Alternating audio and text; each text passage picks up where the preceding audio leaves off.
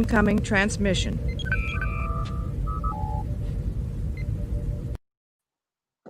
Hey everybody, welcome to the EXO Chat Live, where this evening we're talking about time travel in TV and movies. It was inspired by watching Jono working on that amazing TARDIS that he's working on, which I suppose is the quintessential time travel device. And thought it would be an interesting thing to have a chat about the use of time travel as a storytelling device as well. So without further ado, I'm going to bring in the guys who are joining me here in the chat. And please, as always, comment, give opinions, ask questions, and all of that as well. If you're doing it in StreamYard, let StreamYard know who you are so we can see who's asking the questions and making comments. And on Facebook, we'll be able to see who you are anyway. So first of all, I'll introduce the one and only CEO of the USS Cuchulainn, Alan O'Shea. Alan, welcome and thanks for joining us. Good evening, sir. How are you doing? Very good, very good. I'm glad to see on a time travel episode you got here on time. It's a temporal anomaly. It's a temporal anomaly, it certainly is. And joining us as well is the maker himself, Jono. Jono, how are you doing? How's everybody tonight? I'm still in the workshop. Still in the workshop.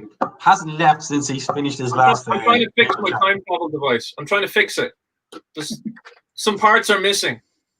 Excellent, excellent. And next up, it's Q Forward herself, Major Anne Grace. Hey Anne, how are you doing? Everyone. Yeah, it's Monday, I think. It's Monday. I'm not sure. Still on recovery mode after the awesome Q Forward there on Saturday. Yeah, big timey-wimey. Absolutely. Next up is Patrick.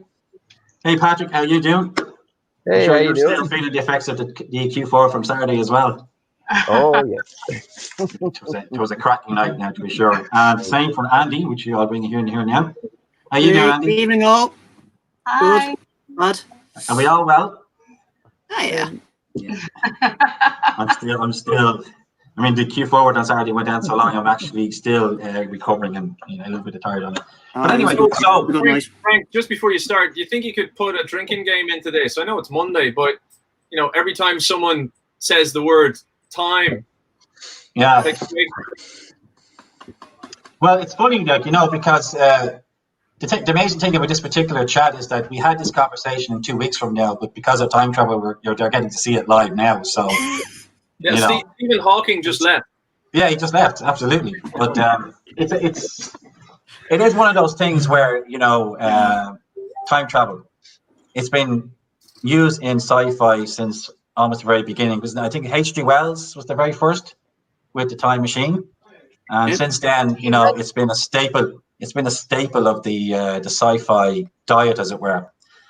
So I thought we'd work through various different aspects of time travel as we chat through it, and we'd delve into time travel in the movies and in the TV shows, and then we'll talk about favorite episodes and other aspects like that. But we'll start off with time travel as a device for telling stories. So I'm going to work, and I'll ask each person first to give what they have to say on it. On my screen, I'll just follow along. So next along for me is Jono. Oh, well, okay. Well, I'll start with you. So first one is as a storytelling device. What do you think? As a storytelling device. Well, I've already been on the air for 2 hours today. I brought this out as a show and tell. Oh, there's the captain going for a splutter. So this is one of my favorite pieces that I have. Oh, lovely. All right, let's zoom in on that. And which way is the focus going? I don't know. Is that focused? Anyway, this is my favorite time travel device, right? And this was given to me by an ex a long time ago. But I've had this for so long, and this is my favorite science fiction time travel story series. And this is so obviously this is the DeLorean from, and this is the Back to the Future 2 DeLorean, because it's the flying DeLorean. And like so many people, it's just so iconic. And what a rescue for a movie that was originally written for it to be the time travel device to be a fridge. So putting it into a DeLorean was just a much better way to do it. A lot of people think of Back to the Future as a special effects movie or an action movie. It's actually just a comedy. It's not a special effects movie at all. Very few special effects in it. But the story was really the first thing that I saw that was about time travel. I still love it to this day. You know, unlike so many movies, I've watched it so much. Yeah, I just watched it again.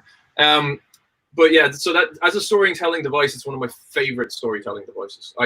Anytime there's a bit of time travel in something, I'm there. You know, I think one of the best writers in Star Trek for time travel was Brannon Braga. He used to always bring it in. Anytime you saw a time travel storyline or something like that, Brannon Braga was in there. Obviously, Bob Gale wrote Back to the Future, and there's so many different time travel storylines. And I'll let other people talk in a minute. But there's one of the things we should do in this chat as well is talk about not only what's your favorite time travel story, but as Frank says, what is your favorite time travel device, or what is your favorite time travel theory? So you can get thinking about that. Is time circular? So that you can, and if you can cross from any point on that circle, is the Big Bang the Big Crunch? That's been disproven. But if this Big Bang was also the end, so much energy created and it starts again, so time just keeps going in a loop. Is that one? Is time a string like Quantum Leap from the 80s, where your lifespan is a string and you can jump from different points, but only in your lifespan? So if I'm born in 1980 and say I popped this year, there'd be only a 40-year span. Like if I popped into time traveling this year, I'd only be able to travel between 1980 and 2020, which is what Sam Beckett was doing in Quantum Leap. So which time travel theory or time travel story device is your favorite? There's so many. So that's another question for everybody else. So who's next? Cool. Well, next across my screen is the captain, Alan O'Shea. So, Alan, for you, time travel as a storytelling device, is it something you enjoy? Is it one of your favorite formats for sci-fi? What do you think?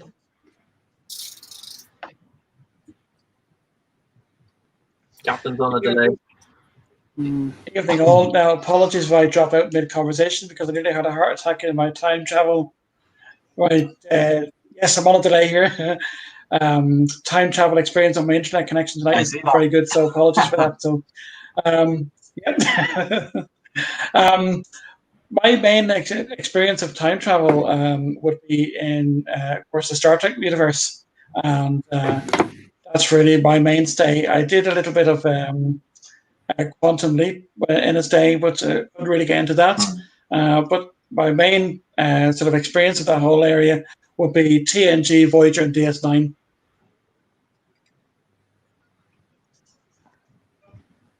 We lost you a little bit there, Al. Really, so TNG, Voyager, and DS9 will be my main experiences of the whole time travel world. I know Doctor Who does quite a bit as well, but unfortunately, and not to be a fan, I'm afraid. I wasn't aware of that one as a time travel device. Sorry. Is that a time traveling story? Really? Yeah, just a little bit. Not a fan, I'm afraid. Just a fan. I say that as, even though I'm a huge sci-fi fan, one of my least favorite, I would say, would be Doctor Who, which would be, I know, scandalous for a lot of fans, but it's just one of those things. Like, Doctor Who I always found it a little bit light, but it certainly used the time travel device in a great way. It's too light and happy for you. I know, but there you go. Frank likes a sci-fi dark. I do. That's great, Al. Thanks for that. We'll move on to non-fan. I do Andy. As a non-fan, I do recognise the blue box there. So. We definitely need to sort out the time travel distortion on your internet. It's definitely Andy, how about yourself as a storytelling? Wow, device? I mean, where do you start? Like, I mean, time travel it's an essential part of most science fiction stories out there. From, I mean, going back to obviously Time Tunnel and stuff like that, Doctor Who, Star Trek, Terminator. I mean, a lot of pretty good. Like sci-fi has always had some sort of time travel element to it. I suppose if I had to pick a favorite, it would probably have, like Alan, I suppose it would probably have to be Star Trek, because I've seen most of Star Trek. I don't know. I do remember like Quantum Leap and stuff like that, but I just don't ever remember really getting into it, to be honest. So yeah, I mean, Star Trek really for me has done sci-fi quite well. Yeah. No, that's it. Like yourself. I wasn't a big follower of Quantum Leap. I didn't really watch much of it when it was airing or after. So when Enterprise came along and everybody was going, that's Sam Beckett. I go, no, that's Jonathan Archer. So, that's the way that worked for me, Yeah. So yeah, brilliant. All right, Patrick. Yeah, I do enjoy time travel stories. It can be overused sometimes, but generally speaking, I do like time travel stories.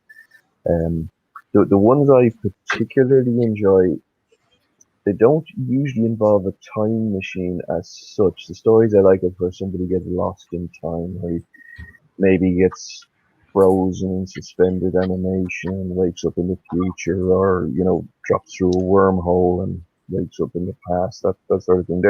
They're the ones I like. Where there's a sort of a, I don't know if sinister is the right word, but there's a kind of a lost and trapped aspect to it. But as well as that, I mean, some of them, I would say probably my favorite Star Trek time travel episode is Trials and Tribulations, DS9. I just love that one. That's very good. You just gotta love it. So yeah, I do like it. I think it's a good device, and I always enjoy time travel stories. I love the original Time Machine.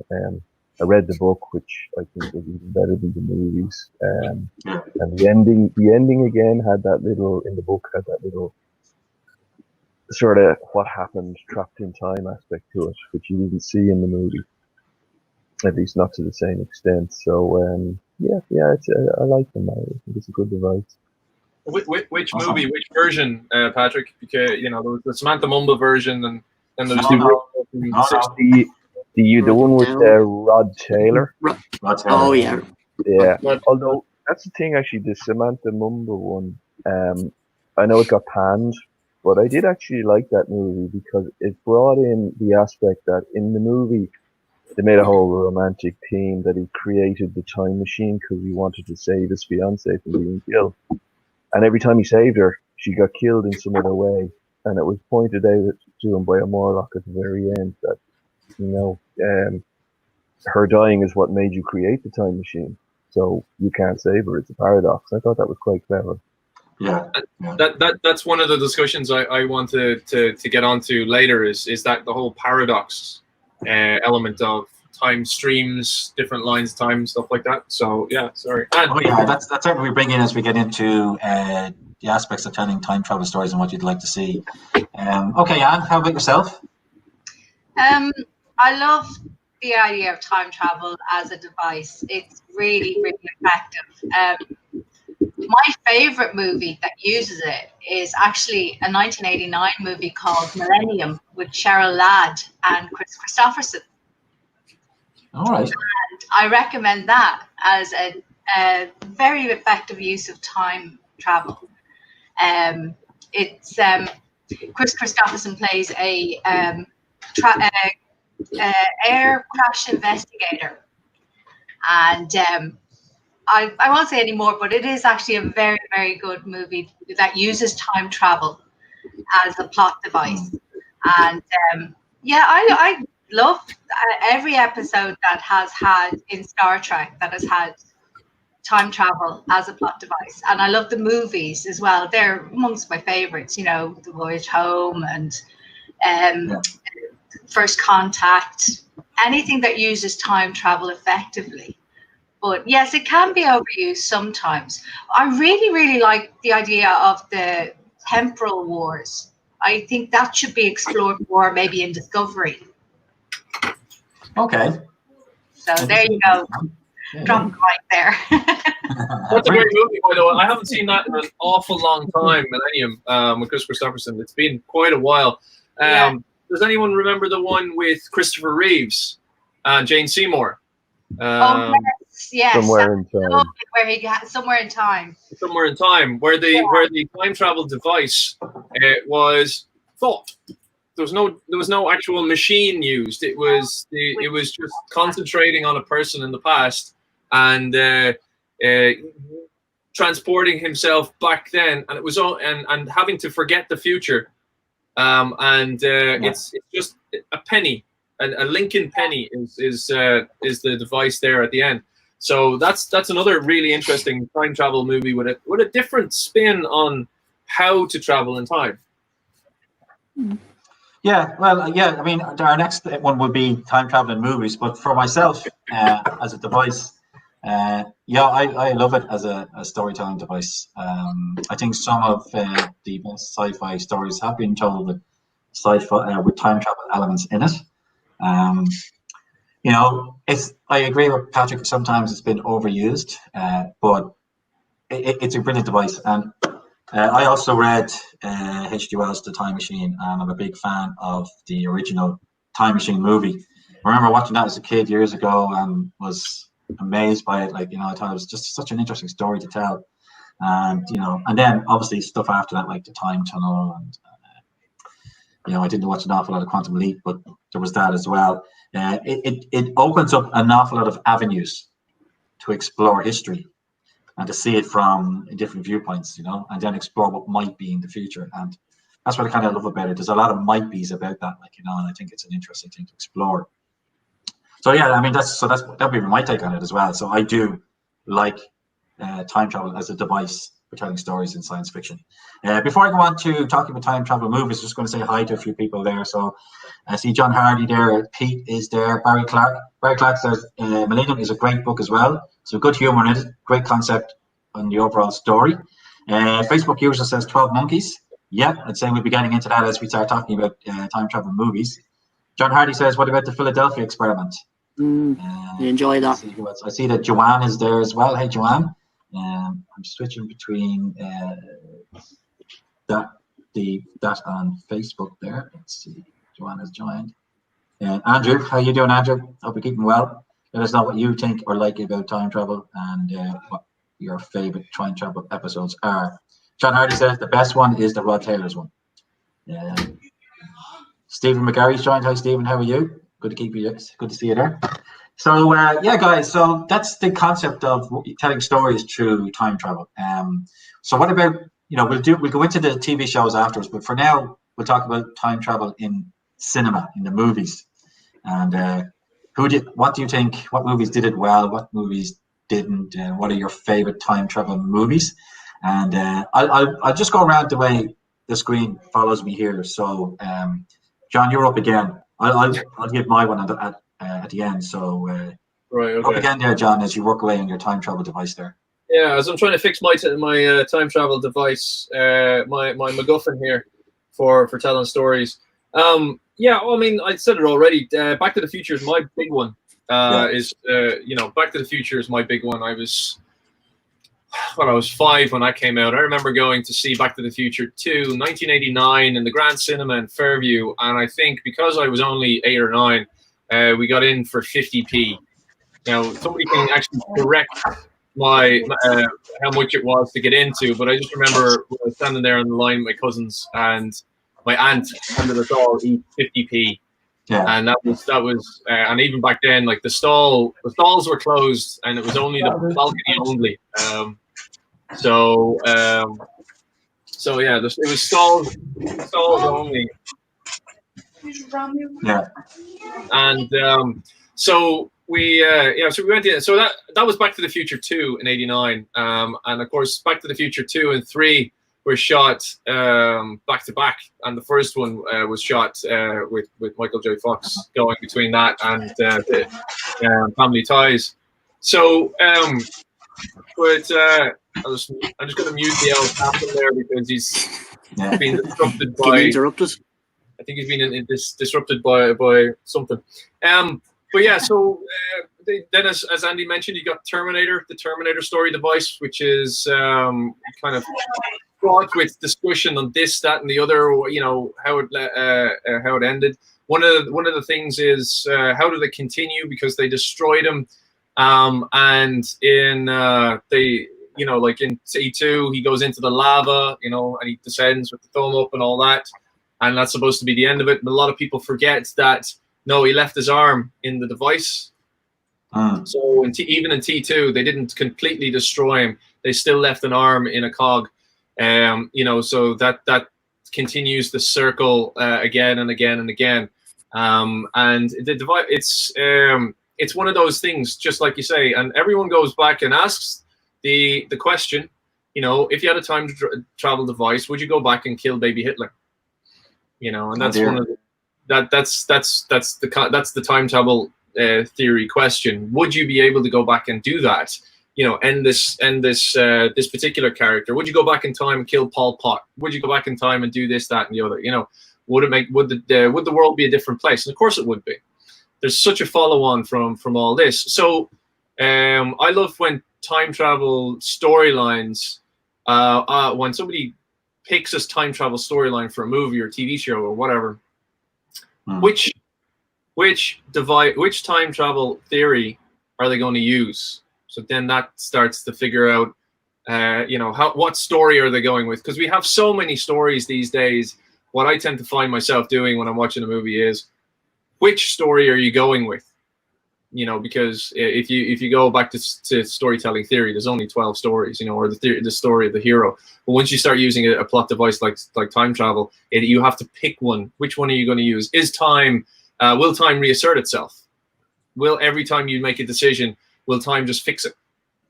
And or can you actually change things? And just like the theory of multiple universes, every time you make a decision, another universe is created. So you've got an infinite spur of so if you manage to open an Einstein-Rosen-Podolsky bridge, or Einstein-Rosen bridge, go back in time to another, do you go to another time stream and change that time stream, but your own time stream is okay, but like sliders, you have to try and get back to that time stream? You know, there's so many different variations on this thing. So in regard, you know, it's hard to kind of say, you know, one movie or one thing for me, because just like time travel itself, it's such a jumble of so many different ideas and different ways of doing it, and the different TV shows, that it's hard to keep it straight, which is what time travel would be. It's hard to keep it straight. Yeah, absolutely. Excellent. And I'll just follow on from you then with Anne. How about yourself? Time travel in movies, any particular favorites, any particular ones that you love? Or yeah, I loved the lake house. It's mentioned in the comments there. I thought that was very well done as a time travel device, because nobody actually travels in time. They're actually on parallel times, and the only thing that's happening is the letters are going back in time, if you know what I mean. It's not actually people, it's actually the letters. And by the time they figure out that, I'm not going to spoil it for anybody who hasn't seen it, but I presume a lot of people have seen it at this stage. Like it's just a very subtle the way it's done, and you know, you're in the movie and you're actually figuring out that these people have actually met each other at different times in their lives, and I thought that was really very subtly done for time travel and for the whole idea of time, you know, in different phases. is that the one with that story that's where they used the time travel device as a way to discuss the human condition. It's the people are talking, but it's not until later on that they're actually discussing world events to figure out where in time that they are. It's more to be about the characters. Again, the twist is later on they figure out, oh, hang on a second, that's not what's happening in the outside in the world, you know. So it's a love story about people to begin with. Yeah, that's what I say. But it actually uses time dysphasia or displacement as a device, which is very subtly done. I don't know. There's so many great movies. Obviously, the Terminators and Back to the Future and everything like that have actually really successfully managed to do it. I particularly love the idea of the time paradox.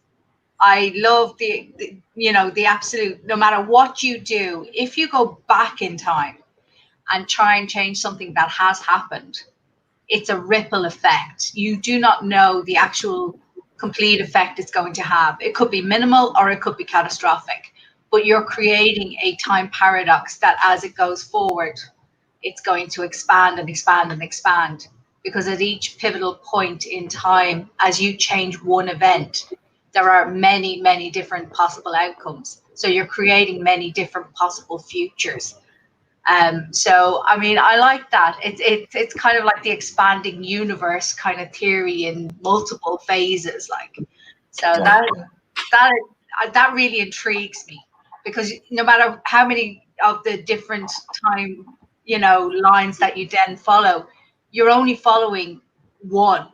You're still in our minds, because of who we are and because of the nature of things. Time is always going to be linear for us. So, and I love that scene in DS9 where they're standing on the beach and she says, "But why do you live in this moment?" And it's that's Jennifer, Jennifer Prophet, the Jennifer Wormhole alien. Yeah. I love that actual, just that phrase, "Why do you live in this moment?" And the answer I always come up with is, because that's all we have is this moment. Very good. I just want to acknowledge a few comments here before we go on to Andy. Andrew Brannigan said 12 Monkeys. That was a phenomenal time travel movie. Okay. Barry Clark, Millennium, The Lake House, that you mentioned. The Philadelphia Experiment, as John said earlier, that was a fantastic movie. Barry Clark said, let's not forget Voyager from the 80s. They had a pocket-style device called an Omni for time travel, and Sliders with the mobile phone, of course. Sliders wasn't particularly a time travel show. Sliders was was an interdimensional show. Interdimensional. I don't remember much about Sliders, and to be honest, I didn't watch an awful lot out of it. Season 1 was great. Season 2 was okay. Season 3, when Kerry Werher replaced John Rhys Davies, that's when the show started to tank. Then Charlie, the two O'Connell brothers did it for a while together, and then because nobody signed on for season 5, what they did was they changed minds, so they changed actors. So it was the same character, but in a different body, a different version of themselves. So that that was the excuse, so they could hire newer, probably cheaper actors. No offense to those actors, and continue the show. But yeah. Season 1 is worth watching. Season 2, and then season 3 onwards, it's up to you if you want to keep going with the show. But yeah, that wasn't so much a time travel show as an interdimensional show. Very good, very good. Tara says hi. Helen says hi. John Hardy says Planet of the Apes was another one.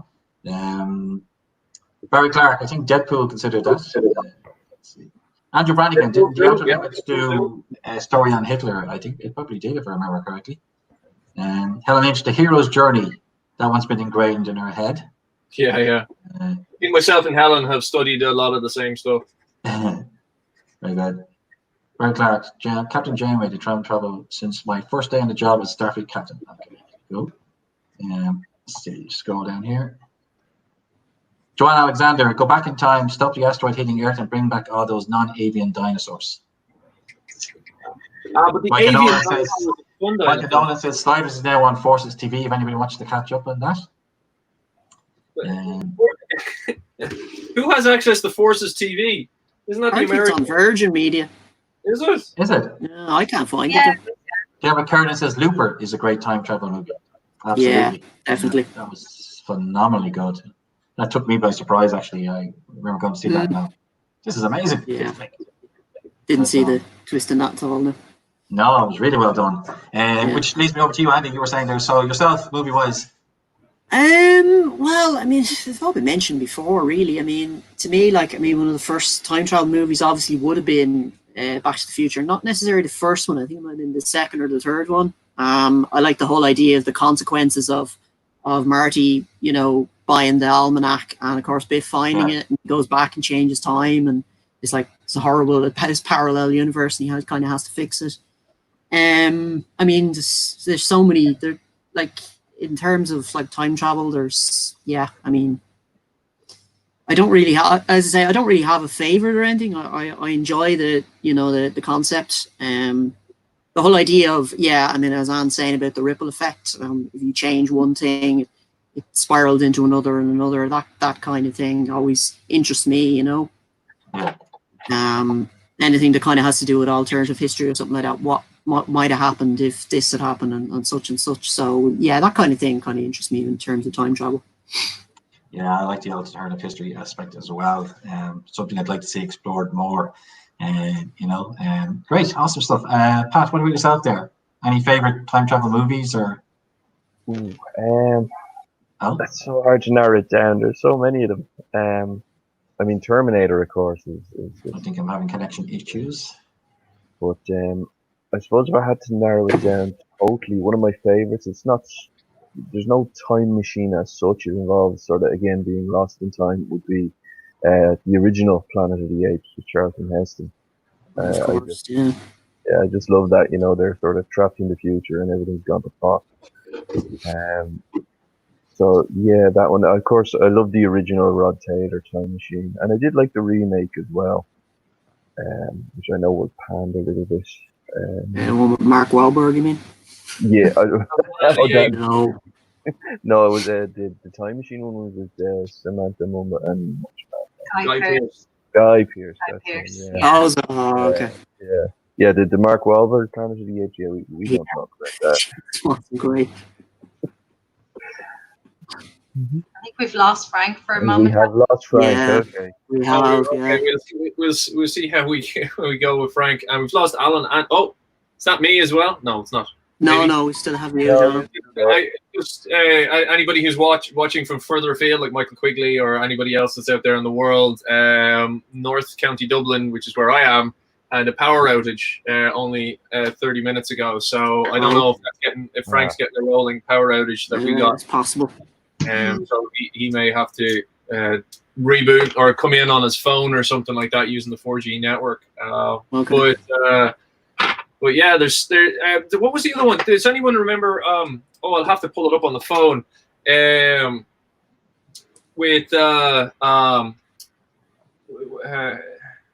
another one about time where it was Jules Verne himself travels through time to the future. Is this?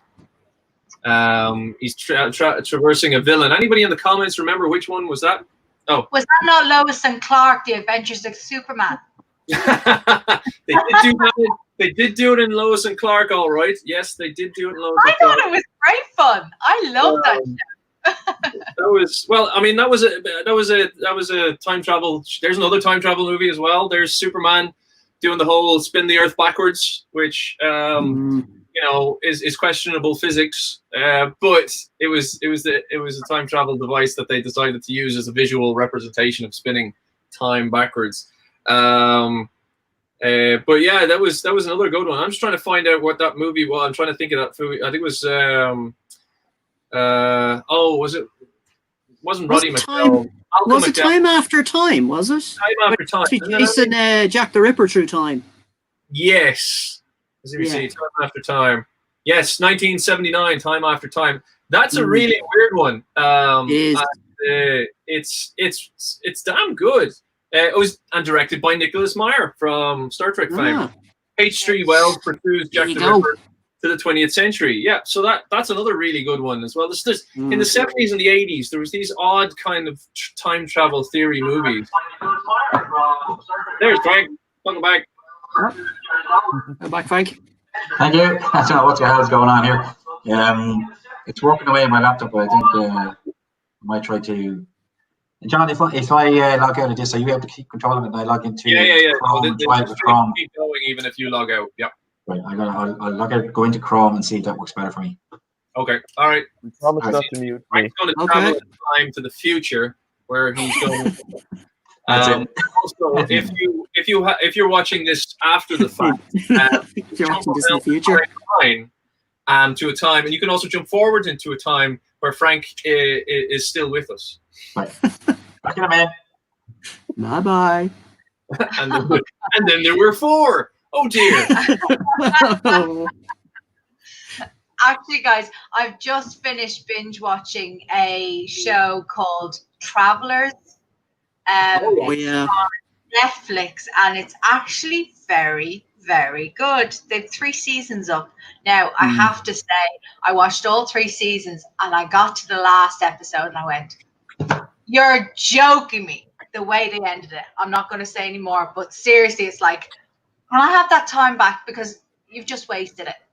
That's It was brilliant right up to the last episode, and then it just went, no. I think a lot of shows can suffer from that. A lot of shows writers are like, I don't want to end my show, but I have to. So they're both, you have to end this show real quick. So they end up going, well, you know what? I'm not going to have. This job isn't going any further for me. So therefore, I'm not going to spend a heap of time creating a new show. I think Frank's having trouble with his. I think he's trying to do green screen or something. It looks like in his Frank. Oh, you know what Frank looks like? Frank looks like the traveler from Tau Ceti. Oh, there he is. There we go. Use your mind to stabilize yourself, Frank. It was some sort of a time distortion. That's all I can say. Oh yeah. It was a paradox wave. It was a paradox of some type. Anyway, that's for sure. In actual fact, I started getting messages say, having trouble connecting, get rid of Firefox and use Chrome for feck's sake, or something to that effect. So I'm not sure if StreamYard likes Firefox too much. I think it's... Oh, I'm here. It's okay. You just froze for me for a second. Barry Clark has an interesting premise for a story or a movie. Imagine if someone traveled back in time to Berlin, to the Berlin High Command with a copy of Saving Private Ryan prior to June 6th, 1944. Would that make an interesting movie? It would certainly contaminate the timeline, because they'd have forewarning. And the whole premise of most of what happened in 1944 was surprise. Yeah, exactly. So, didn't Philip K. Dick already do that? Somebody went back and gave them a copy of the film with nothing to play it on. Sorry. That's me. Helen. Yeah. Well, what did they bring? I've come back. I have a VHS tape and I have a DVD. Oh. That hasn't even been invented, guys. Let me just go back and sort that out. Okay, so we've got a great plot point here, but we've got so many holes, it's like Swiss cheese. So he's now bringing back a DVD, a VHS, and a player. And what else can he fit in the bag? Or his converter. More forward, tablet with the movie preloaded, and then they're all just flabbergasted by the tablet. And then by the time they actually get around to watching the movie, the batteries died. So he needs to go and get the charger to charge the tablet. No, I think you should just get the whole entire series of Man in the High Castle on a USB stick and bring it back with you. See, guys, this is how it's done. Maybe that actually happened. Could be where the V2 rockets came from. They didn't get to watch the movie. But they did the phone apart. Well, Frank, if they brought it up on a USB stick, what's he going to stick it into? I'll bring a drive with him. Bring it on top. The Germans have some really clever scientists. They'll figure it out. You could just have it as a plot device that one of the famous German scientists looks at this and says, figure this one out. But I mean, I'm not sure how far you guys got. Just for myself, I don't know, Pat, have you gone, or have you? Well, I was in the Temple Anomaly there. Yeah. Oh yeah, You did? yeah. Yeah, we had, yeah. Well, for myself, my favorite time travel movie is the classic Time Machine with Rod Taylor. I love it. It's because I watched it as a kid, and the whole concept just fascinated me. To the point, as I said earlier, I do love that as a storytelling device, and it was just fascinating watching a movie made in the '60s about a guy in the late 1900s or 1800s, I can't remember which, create a time travel machine, and travel through time. And the movie I think was made in the '60s. Was it the early '60s? So they're accurate up to where they get to the World War II, and then they start going past the '60s and into where we are now, and how they viewed that potential future. And then they went on further into the idea of the Earth has been, there's hardly anything left of it, like in the Morlocks are running around, and it was so beautifully made, so beautifully written, and it's the remake I enjoyed, but I would still very much be a fan of the original. I love that. My favorite time travel movie after that, I suppose it would have to be Back to the Future trilogy, just for the sheer entertainment value. It's a DeLorean, for God's sake, like, what I mean, with a flux capacitor and and it takes plutonium to drive it, like, I mean, once you get away from the Libyans, you're all right, like, you're sorted, But I love that, and a particular one that I kind of like as well is one called The Final Countdown. With Kirk Douglas. A very interesting one where he's the captain of a aircraft carrier set in the 80s, and they go through some sort of a time travel distortion of some type. Can't remember what it was, but they end up back in 1940, just before 1940s, just before Pearl Harbor, and they have to decide then whether they change history and prevent the attack on Pearl Harbor. And it's like, it was a very interesting story, and I quite enjoyed it. Like, And, I watched it there recently. It's very good now. Yeah, it's good, and it's not one that gets mentioned an awful lot, like, what I mean. But it's one that I really enjoy, and keep meaning to try and pick it up as well, but I don't have it as yet. But I must do that at some stage. But yeah, that's a favorite one of mine. Somewhere. And of course, Frank, I think you would really, really, really enjoy Millennium if you have Millennium. Because it's dystopian, it's dark. Yeah, I don't think I've seen that one, so I must look out for that. No, I've never seen it either. YouTube at the moment. Andrew Brannigan says it was the USS Nimitz that was on. So, yeah. Let's see what else is saying. Helen says converted to microfiche. FISCH. Be grand. I like that. Who else here? Barry Clark. Transfer to gramophone. Yeah. I like that. What else have we here? Holst. John Hardy, that's the Philip. I meant to say the Nimitz. Okay, very good. But yeah, so I must check out Millennium, man, because I do like the dystopian stuff, and it's one I haven't seen somehow. So I'll definitely check it out. And then of course the classics, the Terminators, all that. I love time travel movies. Yeah, I can't think of one particularly that I dislike, that I think did a really bad job on it. So no. I don't think so. Is there anyone that you guys really disliked? No. Yeah, Patrick. Yeah. Oh yeah. Which one did you really dislike? I'm probably going to get lynched for this. The Kelvin timeline. The Kelvin timeline. Yeah, I don't get that at all. Like the movies, I sit down, I can enjoy them just as movies, but I just don't like what they did with changing the timelines there. Yeah. I mean, you're not alone in that. There's a lot of people feel that way. To me, I suppose it was the only way for them to go down the direction they were going is to have an alternate timeline. And then, you're not worrying then about canon or any of that stuff. Like, you can, like, I mean, for a lot of people just really dislike, say, Into Darkness. But or say Discovery.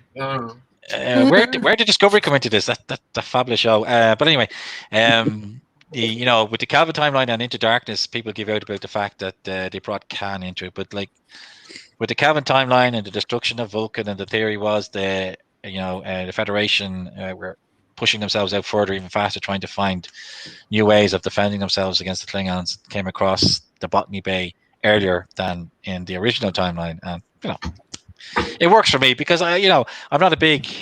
I don't go down the road of well, that's a big plot hole. If I enjoy the movie, like it's like unless it's like off the wall bad, But yeah, you're definitely not alone on that one, Patrick. There's a lot of people who didn't appreciate that, I like the visuals for the Kelvin timeline. Yeah. I like the visuals for the 3 movies, but I can't understand.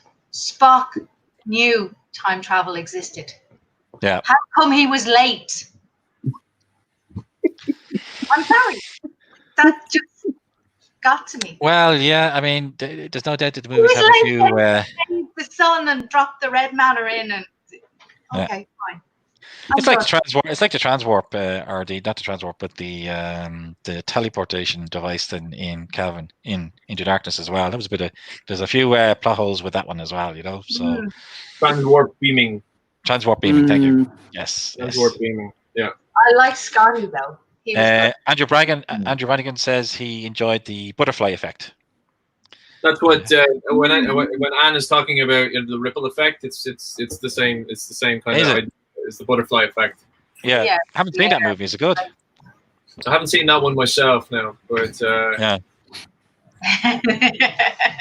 Very classic. It's so ironic that in Generations, Malcolm McDowell as Dr. Sarr says, they say time is the fire in which we burn.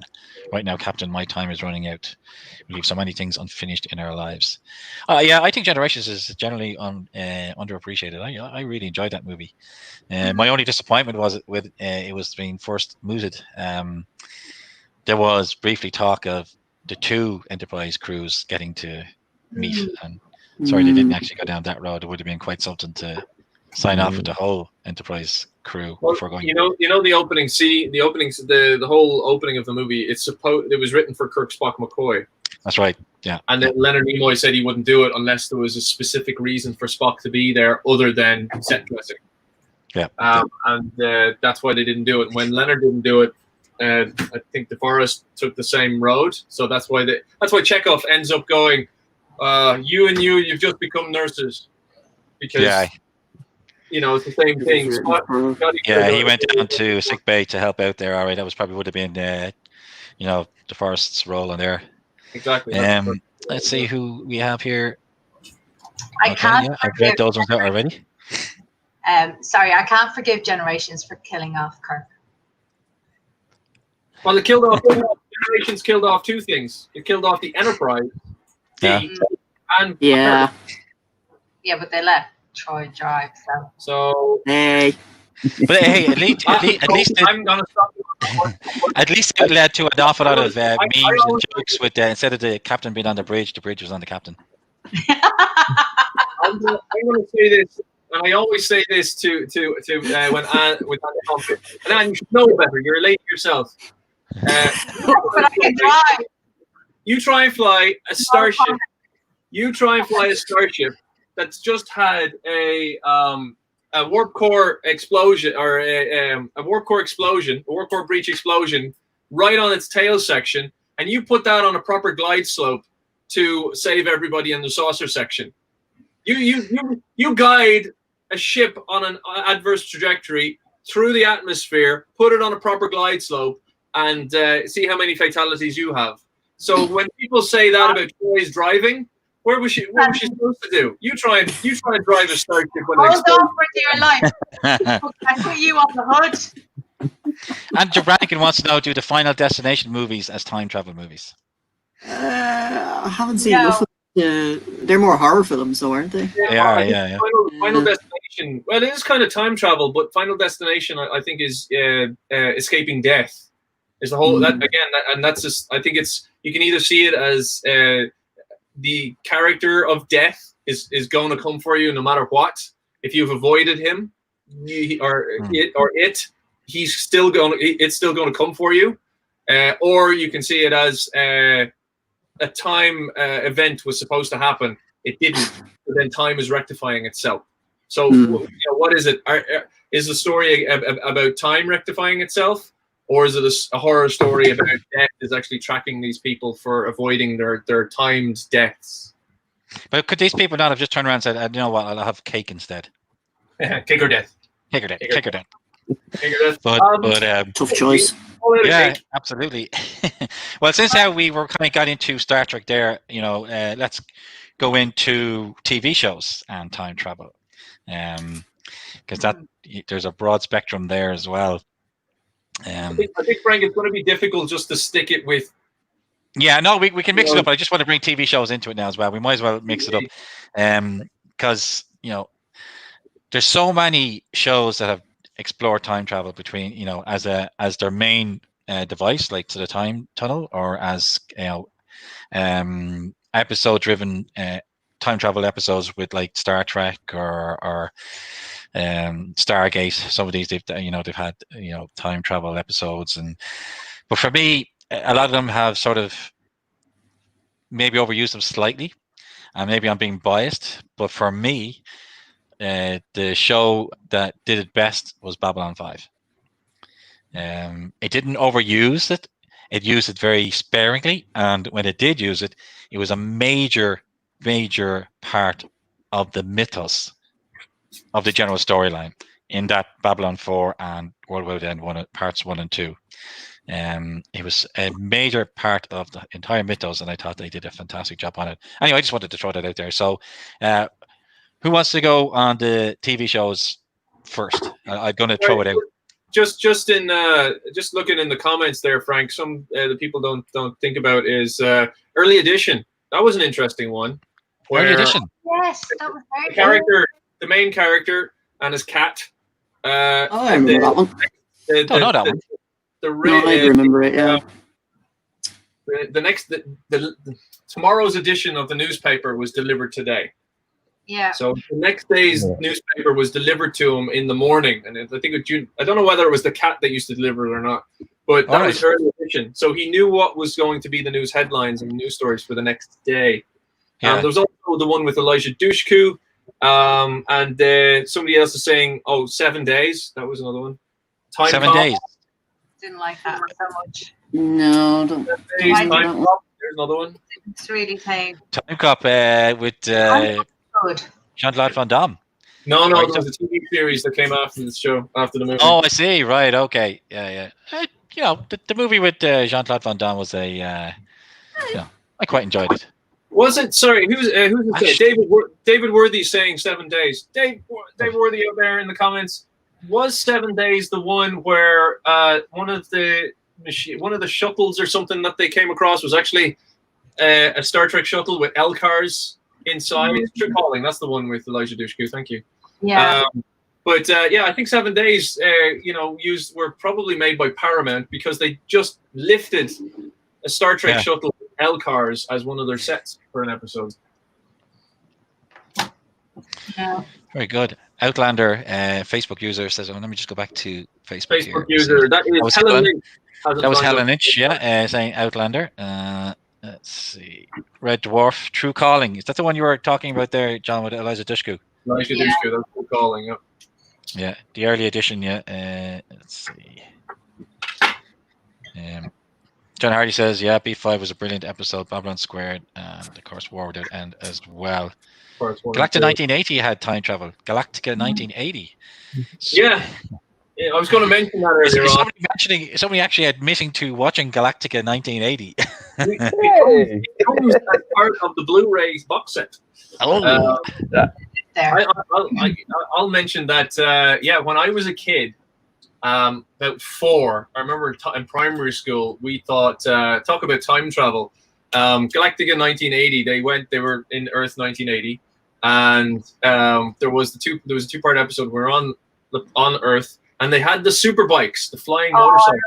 Yes, I remember that. Right behind a billboard, right, and 2 Californian highway patrol officers drive by.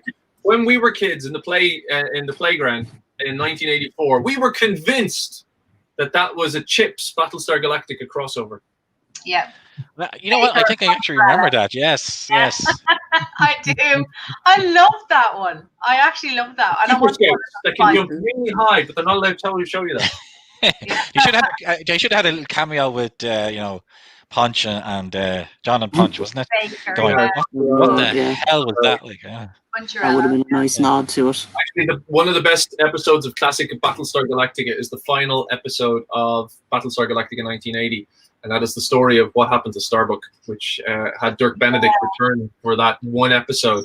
So if you don't watch anything in Battlestar Galactica 1980, you watch all of Galactica 1979, and then the final episode of 1980, and that's a good series of Battlestar to watch. Oh, okay. I've never seen the final episode of 1980. Oh, that's a brilliant one. Is it a good one? Yeah. The whole series, the whole 2 seasons. Why do you not live I in haven't this seen moment? any of it. David Wardy wants to know precognition versus time travel. Oh. You're talking Minority Report. I mean, that's one Few for different a things as deeper well. discussion as we get when we get to the end of when Oh, we get it's to not all on. the philosophical stuff that John wants to talk about a little bit later on, like Sorry, not more drink. just want to say hi to Sharon. Sharon has joined us there. Anita, hey, how you doing? Let's see, anybody else here? Odyssey David says- 5, there's a good one. Odyssey Remember that? 5. That was absolutely fantastic. That was ahead of its time. Do you remember that got cancelled because it was too messy? Yeah. It was so far ahead of its time. If it was remade today, it would be tame. But back then, it was the first show to just kind of use proper language that we use in the real world, and they saw it as no, this is too much. You can't do this. It was such a pity. There's also the premise of it was fantastic. Right. I mean, you've got this crew of astronauts and they're up there in the space shuttle, and while they're out there, the Earth explodes, and all of a sudden they're in this kind of metaphysical surrounding, and this interstellar or whatever it is, but this being comes along to him and says, look, there's something going on that caused this to happen. There's aliens or whatever on the Earth right now working their way towards this event. The only thing that we can do to help you is we can send you 5 back in time, 5 years. Yeah. But in other words, it's your consciousness, more or less. We send you back into your bodies, your original body, 5 years ago. Yeah. And so they have to try and find their way of finding what's going on, while one of them is there back in college. All of that. It was so good. And it's written by Manny Koto. Who did an amazing 4th season on Enterprise. So fantastic writer. Brian, have you seen Travelers? The new? No. It's brilliant, and it's actually almost identical. It's the last episode. Right up until the last episode, but I'm not going to spoil it. Oh, really? But they do send consciousness back. Somebody's mentioned Flash Forward as well. Yeah, I have to say, I really loved that TV series. I was devastated when it was cancelled because I really enjoyed the concept of it. Which one, sorry? Flash Forward. Flash Forward. It was basically that. What was it? Everyone on Earth, they lost consciousness for, I think it was a minute or 2 minutes, and they got a glimpse of their life 6 months in the future. And it was kind of like all the characters trying to deal with the consequences of knowing what's going to happen in 6 months' time. I mean, some of them are dead, some of them are married, or some of them aren't. It was a really, interesting concept. Yeah. The book was actually quite good as well. That would have expanded on, if it was to get a second season, it would have expanded on that. That's something I really thought that should have been, somebody tried to remake it, I suppose. What about the 4400? Does anyone remember that one? Yeah. Yeah, I remember watching the first season of it, right? Where it was you didn't know whether they were abducted or by aliens or not, and spoilers for the 4400. It turns out that they weren't particularly abducted by aliens. I think it was the humans from the future wanted to fix the past and chose so many people. Is that the right? Or am I confusing it with another series? That's 4400, Jono, yeah. 4400, yeah. So it's humans from the future send these people to the past. Some of them know they're going to die at particular points. or they've saved themselves from a particular situation, but they know to make the earth a better place in a situation that they've survived death, they now must die, and then they're faced with that choice of, oh shit, this is my day. This is the day that I have the choice whether or not to save the planet or save myself. So that was, which is an interesting, that's the kind of human quandary of using the time travel device for that human quandary. Do you override your self-preservation crocodile brain to allow yourself to be killed or something to save everyone else? And the other thing as well, I think it was part of a bigger plan. So that's the thing. It was, there's so many other people involved in this plan, and you're just a little cog. So will someone else make up the time? Or how many people will actually go along with the plan, and how many people save themselves, or the difference? I didn't watch every episode, but I believe that was the kind of concept in that one. You should watch Travelers then, John. You'd really like it. Yeah, no, it's on the list. I do have it on the list. There's also a Spanish series, which I have on my list to watch, and I haven't done. La Ministeri de Tiempo. Yeah.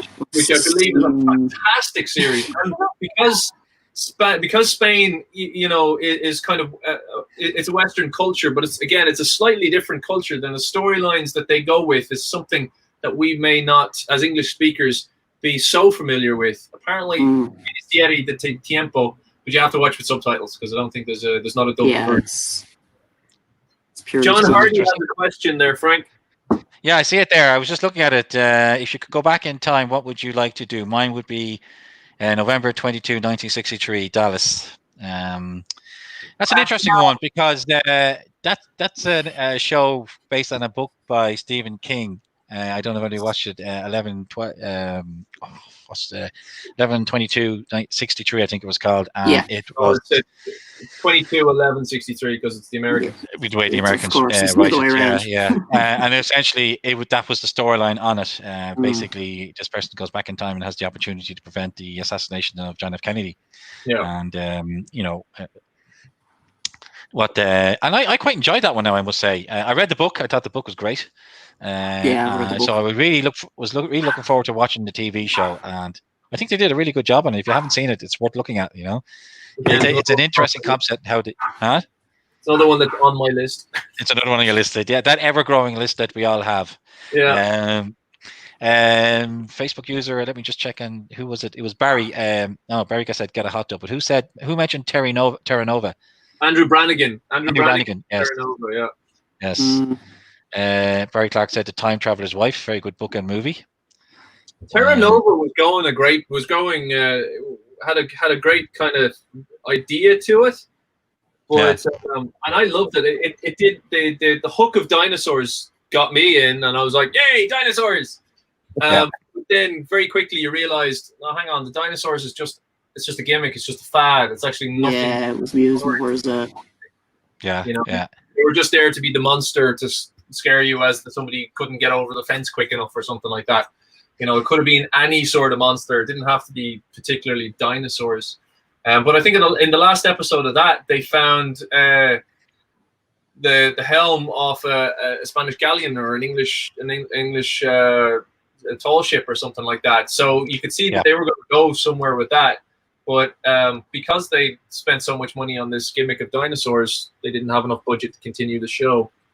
That's a real shame because gimmick aside, I quite enjoyed that show. I liked it too. I thought the premise behind it was quite interesting. And yes, I remember that ending. I was like, oh wow, where are they going to go with this? I'm trying to remember now. To watch it, even though it got cancelled. Yeah. Oh no, absolutely. It was a very interesting storyline.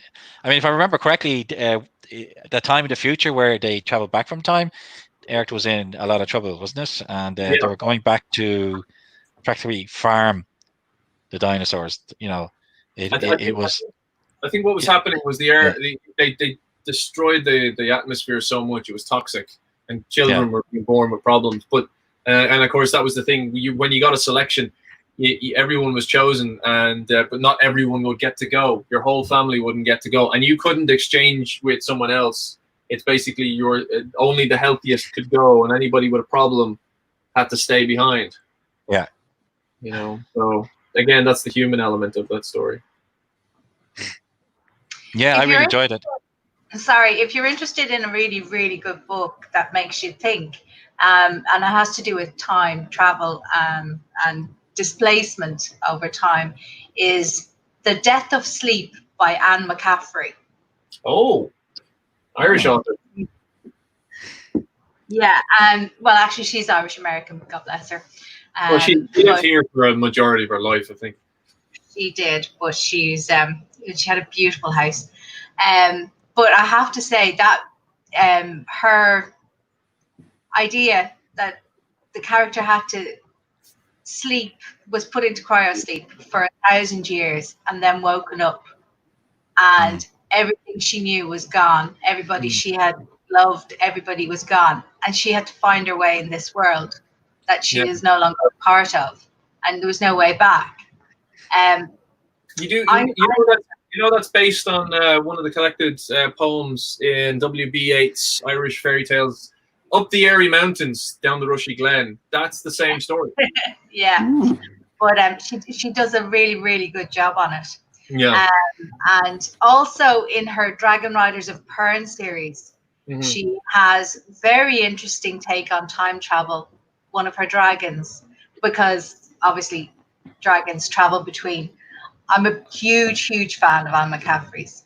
And but at the pinnacle of the series, she actually has a dragon who can travel between time as well as between space. Oh, okay. Oh, okay. Yeah. So the dragon was a TARDIS, you're saying? Yes. But the dragon and he knew where he was and when he was. Right. And he was fully functional because that TARDIS is broken. It's only the chameleon circuit that's broken. The Doctor just doesn't know how to fly it. Exactly. Are you sure he's not just a woman in this incarnation? Well, the only person who's actually successfully flown the TARDIS properly when they're on their own was River. I told you, a woman. It was River who because the Doctor knows how to fly it. He just doesn't bother. Whereas River learned how to fly it properly. She read the manual. Right. She read the manual. The manual. Or DFM'd it. Very good. There was a book I read a few years ago by Harry Turtledove, which I'd love to see. It goes back to what Patrick was saying about loving stories where there's no time machine as such. Somebody just suddenly finds themselves either in the past or the future. A book by Harry Turtledove called Household Gods, and it was about this modern day historian who happens to have a statue of the Roman gods of wine, I think it was at the time, or Juno and Joanne, shall we? my memory of it escapes me. But essentially what happens is, things go terribly wrong for her in the museum that she works in, and she goes home one day and she's like drinking a wine and just thinking how she'd love to get away from everything in the future and how easy and simple things must have been back in Roman times, and she wishes she could go back there, and her wish reactivates these ancient Roman gods, and they send her back to a city in ancient Rome at the edge of the Western Empire as it was beginning to fall. And it was a really, really interesting read as she begins to experience life in ancient Rome from her modern viewpoint. And very, very interesting. Household Gods by Harry Turtledove. A great read if you're interested in reading, something of that nature. Somebody said dragons in that series could not go any place. They could visualize to the locations of the stars and gave that position. Exactly. Another person, Robert Heinlein's Time Enough for Love. Don't know that one now. That was David. And Michael Crichton's Timeline was also good, says Andrew. Yes, I have to say I really, really enjoyed that book. Not so much the movie, but I just like the concept of the fact that they had to, I think the basis of it is it's a bunch of archaeology students, and they travel back to the 14th century to rescue their professor. And it goes into the whole aspect of quantum theory and multiverse and that kind of that side of time travel. But I really enjoyed that book, I have to say. Sounds very interesting, actually. Yeah. It is. It's a I like Michael Crichton as an author as well, so I might well, I mean, he wrote like Jurassic Park, obviously. One of the best books I've ever read is Jurassic Park. Yeah, much better. I have to now, controversial, but I thought it was better than the film, now, personally. It's not hard. I mean, there's so much more in the book than it was more. It was more serious, I think. Yeah, the first two movies the first three movies are cherry picked moments from the first book, because he did two. Well, isn't that something they have to do anyway? I mean, they're not going to be able to put everything that's in a book on screen. No, yeah. So they're going to have to cherry pick and maybe what are the best moments in the book that we can put into the movie and sort of stay faithful to the movie or to the book without, ruining the storyline or making it fit a movie narrative. Because they don't always go together. What's written in a book and what you try to do on a screenplay. Yeah. Okay, I have a question for everybody. Yeah. If you had a choice and you could go any point in time, would you go to the past or would you go to the future?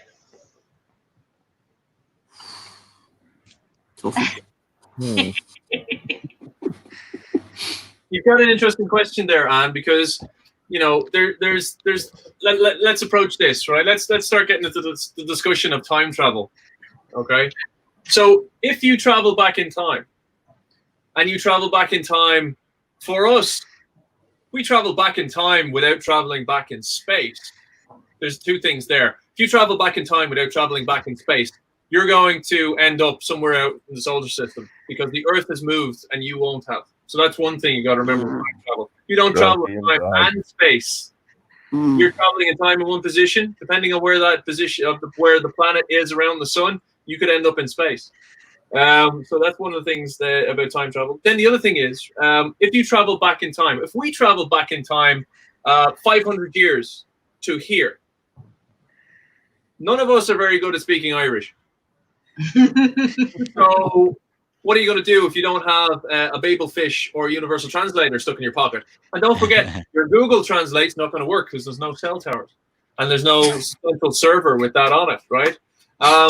So then the other thing is, if you travel back in time in England, what part of England do you travel back to? Because modern English has only been around for a couple of hundred years. So how will you communicate? Because there's Samuel Clemens, Mark Twain's book, A New York Yankee in King Arthur's Court. How did he communicate with King Arthur? They spoke completely different languages. Well, I think for myself, if I could time travel, I would travel into the future first of all, pick up a universal translator, and then go back in time. And, it's important to have these discussions, Frank. Absolutely, no, absolutely. Well, I mean, as regard, the main thing there is just to make sure, if you don't want the Earth to be in a different space than you when you actually make that journey, is to make sure that your flux capacitor is working and you hit that 88 mile an hour speed bump. But that's an interesting one. But yeah, I mean, let's assume that you get all of that right. Where Patrick, you're sitting there with your earphones in. I was just going to say there what you were saying about the planet moving on. If you go back in time, there was a comic in 2000 AD. It was one of my favorite characters, Strontium Dog. Oh, yes. And yes. They had a weaponized version of that. They called them T-guns and T-grenades. You could shoot a person with them. They'd send them back in time just by like a week. But by then, the planet wasn't there. So they just materialized in space. So they were able to use it as a weapon rather than a form of travel. 2000 AD was so far ahead Oh yeah, it was brilliant. Of its time. The writing, this was a comic. I read this as a kid.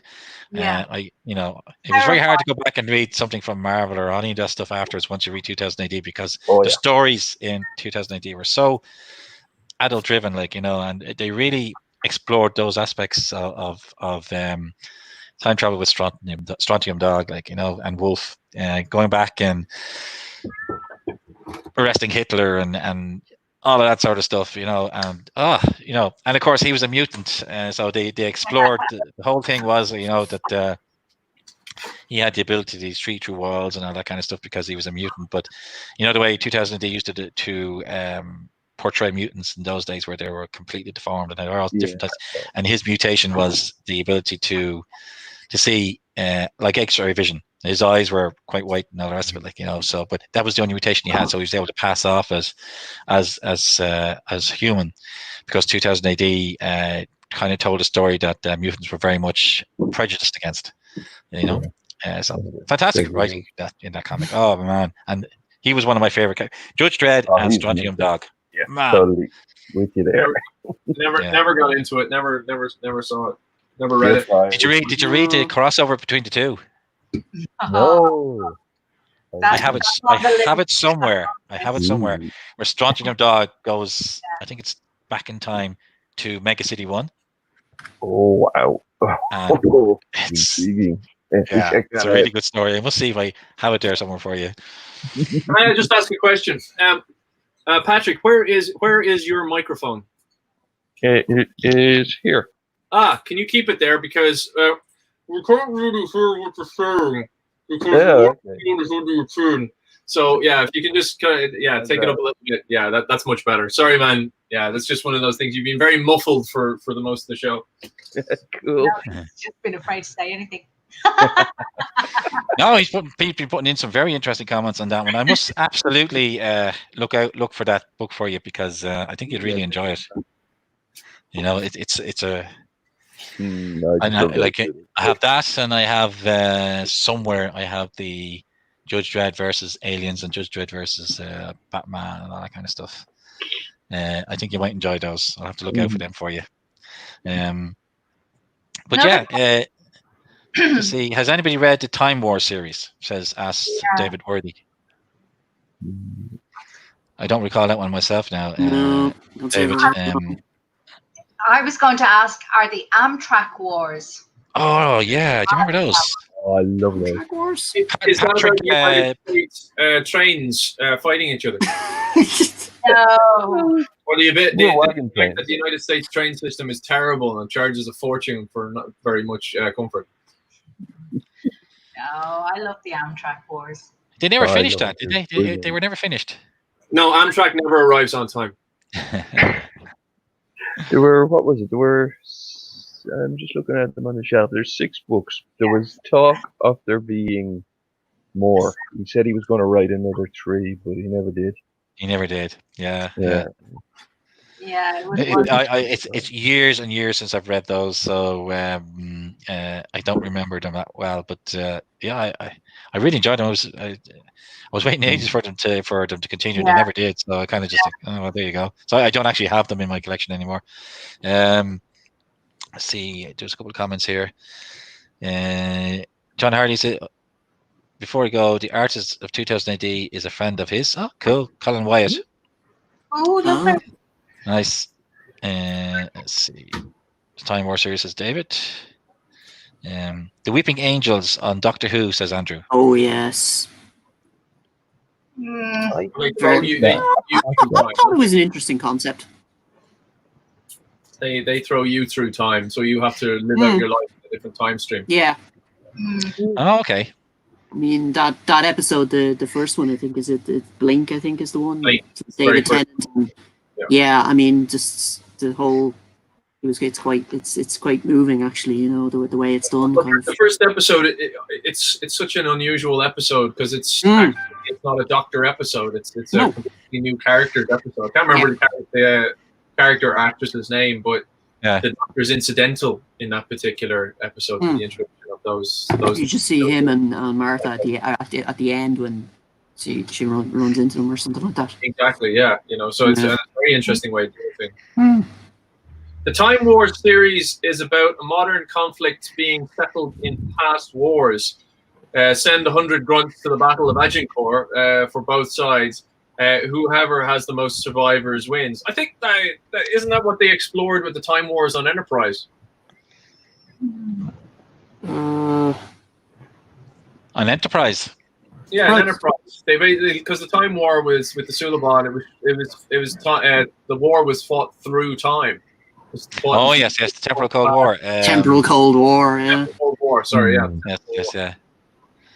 You say Yeah. that like you know what it is. I'm like, yeah, I was there. I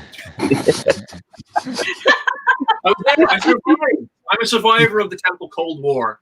How'd you know? I'm here. We need patches for that, guys. I'm a huge fan of Enterprise. I absolutely love that show, but certainly, there's some difficulty with the Temporal Cold War. They kind of needed to wrap that up a lot sooner than they did. Yeah, was there a plan to come back to that if there was going to be a 5th season? Yeah, I really think they should have. I don't think so. I think if they got a 5th season, Manny Koto had kind of, when he came on board, the first episode he wrote for season 4 was to wrap that up. He wrapped up the Temporal Cold War storyline there, and then he went into his mini arcs. Some fantastic episodes there. With the Suliban, and then the mirror episodes, or not Suliban, but the Vulcan episodes, and all of that. And the Augments, all of this. He and then. With the 5th season, as I understand it, they were going to focus on the Romulans and the Romulan War and all of that as well. Yeah. And we were supposed to see the refit of the NX-01 as well. So, Doug Drexler had been working on that. So it's a real pity that they didn't get to do at least a couple more seasons. Because don't forget with the refitted Enterprise, that would have cost them more money as well, and they were looking to not spend more money, because when you upgrade the ship, that's why ships tend to look the same continuously through a series, because then you can use stock footage, whereas all the footage of the Enterprise would have to be redone or re-rendered in season 5. So again, that's a cut. They may or may not have done that, depending on how much money they were able to spend on the CG budget. Speaking of Enterprise and talking about time travel, I think we'll go into what Star Trek series did time travel best, and certainly I think there was very few, not that many if you take out the Temporal Cold War, there's not that many in Enterprise. But the episode in the 3rd season where they meet their future selves, and I think it was Enterprise Squared, it was called. Was that the name of it? Absolutely fantastic. I thought that was a great episode. And again, of course, I'm coming at this from someone who actually thinks Enterprise was one of the better shows in the franchise. There was the timescape of season 6, Next Generation, is one of my favorite time travel episodes, where the runabout with Picard, Troy, Data, and Geordi arrives to a pocket in time. And they have to go back and forth in this pocket area of time to fix things that have gone wrong. But they arrive with the Enterprise dead in space, but with a Romulan disruptor blasts on its way to the Enterprise, and a transfer beam an energy transfer beam going from the Enterprise down to the Romulan ship, and then they have a little bit of a figure it out what's going on, and I love that particular episode. Yeah, that's a very good one as well. So, do you think, obviously, Time's Arrow, another fantastic 2-parter in Next Generation? Yeah, I think that was one that was done extremely well. I enjoyed that one as well. But there's so many. There's so many, yeah. Is there anything is there ones they obviously stand out for me? Like in Classic Trek, the one where I can't remember the name of the episode, where they have been, some accident sends them back into the 1960s, and they beam up. They find themselves on the edge of forever. Was that it? No, that's obviously the one everybody talks about, City on the Edge of Forever. But the one I'm talking about is the one where they find themselves back in the 60s, and a jet fighter is sent up to investigate, and it's caught in the tractor beam, gets destroyed, and they have to beam up the captain. Tomorrow's yesterday. Tomorrow's yesterday. Yeah. Didn't they have to do something as well with Gary 7? That was Gary 7, yeah. That was pilot episode for a new series. That was originally, wasn't that originally supposed to be like a backdoor pilot for a second season? Backdoor pilot. Never got any traction. There's David Worthy saying he prefers the one with Kelsey Grammer and the Boseman. Oh yes, that's cause and effect, isn't it? Cause and effect. Yeah. Don't forget the number 3. That's it. Yeah, all the trees. That was it. I thought that was an interesting concept of how they were going to communicate with data. Like, you know. Yeah. But Assignment Earth. communicating with himself. Assignment Earth was the one with Gary Seven. Thank you very much, there, Worthy. Yeah. Worthy doing our backdoor. He's one of our. We call him our research elf. Or just a general knowledge elf, because it's all sorts of stuff that we actually know, but we're trying to don't know continue the conversation that we're thinking of words, and then what you're trying to think of doesn't come to your head. That's it. Yeah. Oh well, like I mean, it all starts to what you said, Jono. blend together.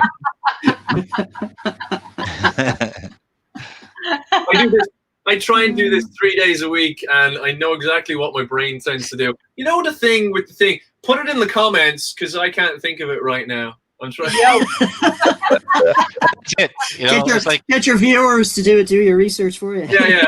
I have all my research is just all the shite I have up here, but it's not coming to the forefront of my tongue. So, can you remind me what that is in the comments, please? Yeah, thank you so much. Very good. It was a really, really great chat today, John. I really enjoyed it. Just saying that. Oh, thanks. Well, that was more to do with Steve. What Steve was doing. So Steve was showing. It's not always that interesting to watch me on my own. It always is, John. To a model, you know. Sorry, Anne. What was that? It is. It's very interesting watching you, Jonna, all the time. Sorry, Pat. Seriously, I'm right here. Seriously. I know.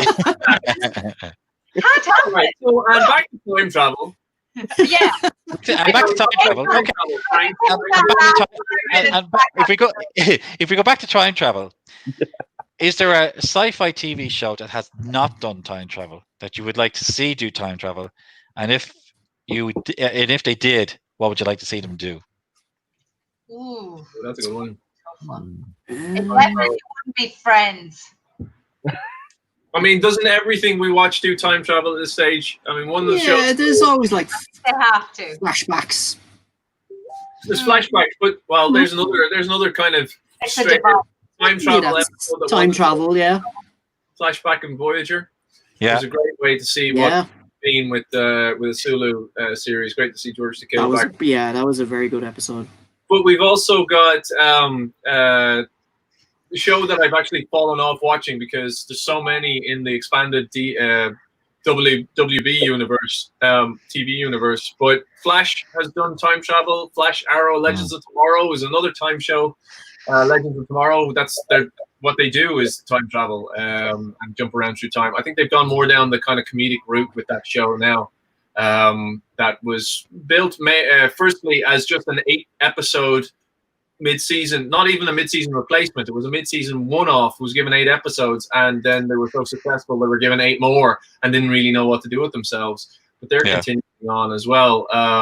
So there's another time travel show. But all those shows now, Supergirl, Flash, Arrow, Legends of Tomorrow, and Lois and Clark is another series that's coming out. Based all in that universe, just to keep everybody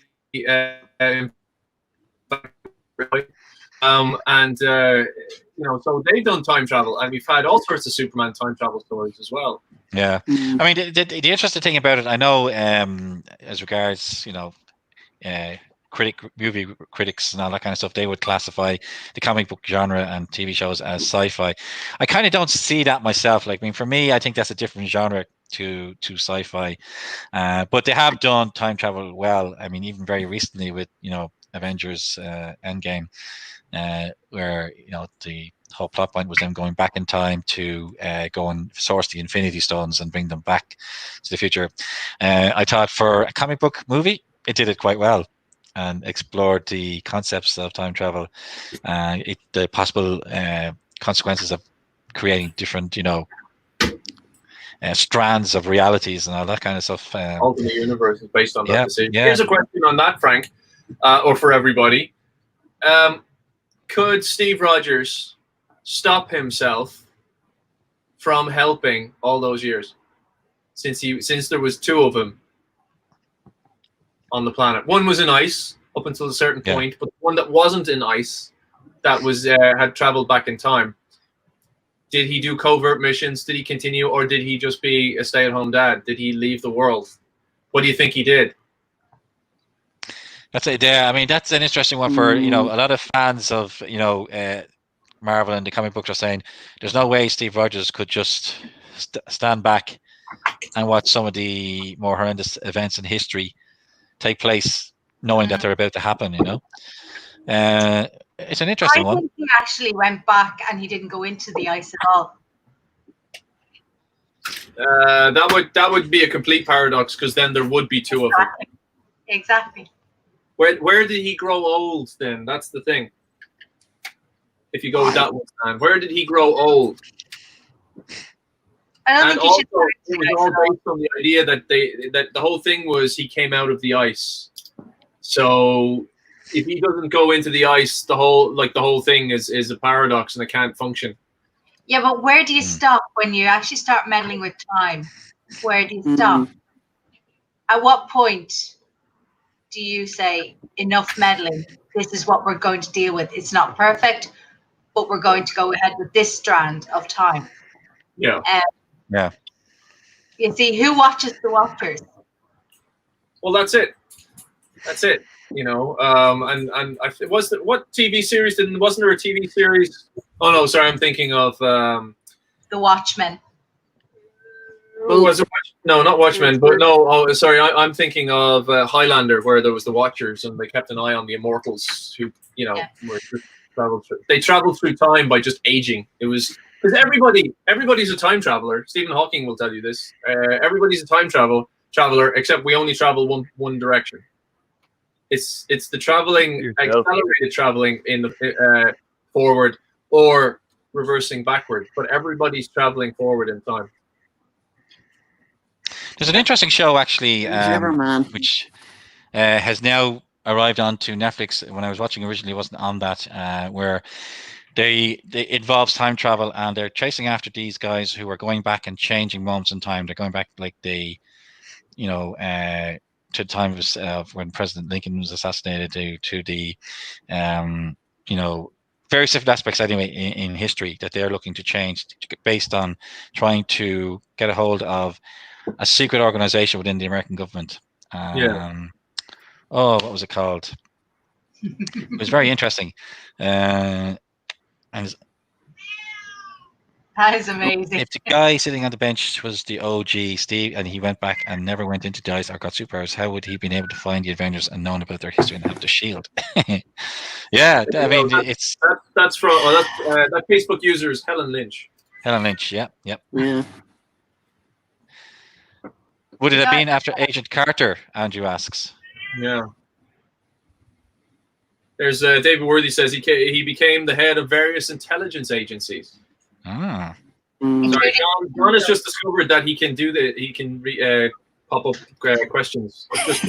I discovered it by accident there just a while ago. All right. Like, oops, what am I doing there? Remember that we could have been highlighting these all the time. Yeah. See, if you had a time machine, you go back and redo it. Yeah, that's it. Hang on a second, guys. Absolutely. I'm just going to get into the TARDIS.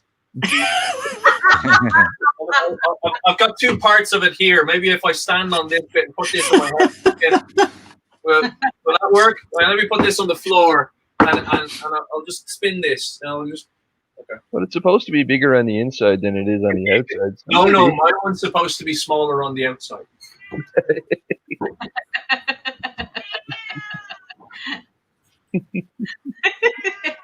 Crazy. You feeding there? Timeless. That's the name of the show I was thinking of. Oh, absolutely priceless. Thank you, Andrew. Yeah, very entertaining. I quite enjoyed that, actually. I'm going to go back and finish it on Netflix. I got through to the first two seasons. There's a great episode where they go back in time and they're trying to, the guys, the bad guys, we'll call them for now because I can't quite recall what they were called, are going back to help the Germans develop the V2 rocket quicker than they had before and provide them with John got uranium to create atomic weapons, And the story goes that they're going to lunch. Huh? Yeah, he did. The story is that they're going to launch the V2s at the Allies as they approach Germany. But the interesting thing about it is the crew of the time travel device that are going to try and prevent this from happening. They come across this agent, who's based there in Germany, trying to find out what's going on. And as they're chatting to him, they ask, "Well, who are you?" And he says, "My name is Ian Fleming. Ian Fleming." Oh wow! And then the whole story revolves around the fact that one of the main characters is a huge James Bond fan. Oh, deadly! And he's totally fanboying on the fact that he's met Ian Fleming. It was like, so watching that then. So it's great, and there's some great moments in that particular show. I'm definitely going to go back and finish it. Like, I didn't realize. I only saw on a YouTube video the other day. Maybe it was flat, but Ian Fleming was actually a secret agent himself. Ian Fleming he was indeed. That's what they based that on. Like, absolutely. Yeah. His knowledge. Yeah. Yeah. Oh, we've lost Sam.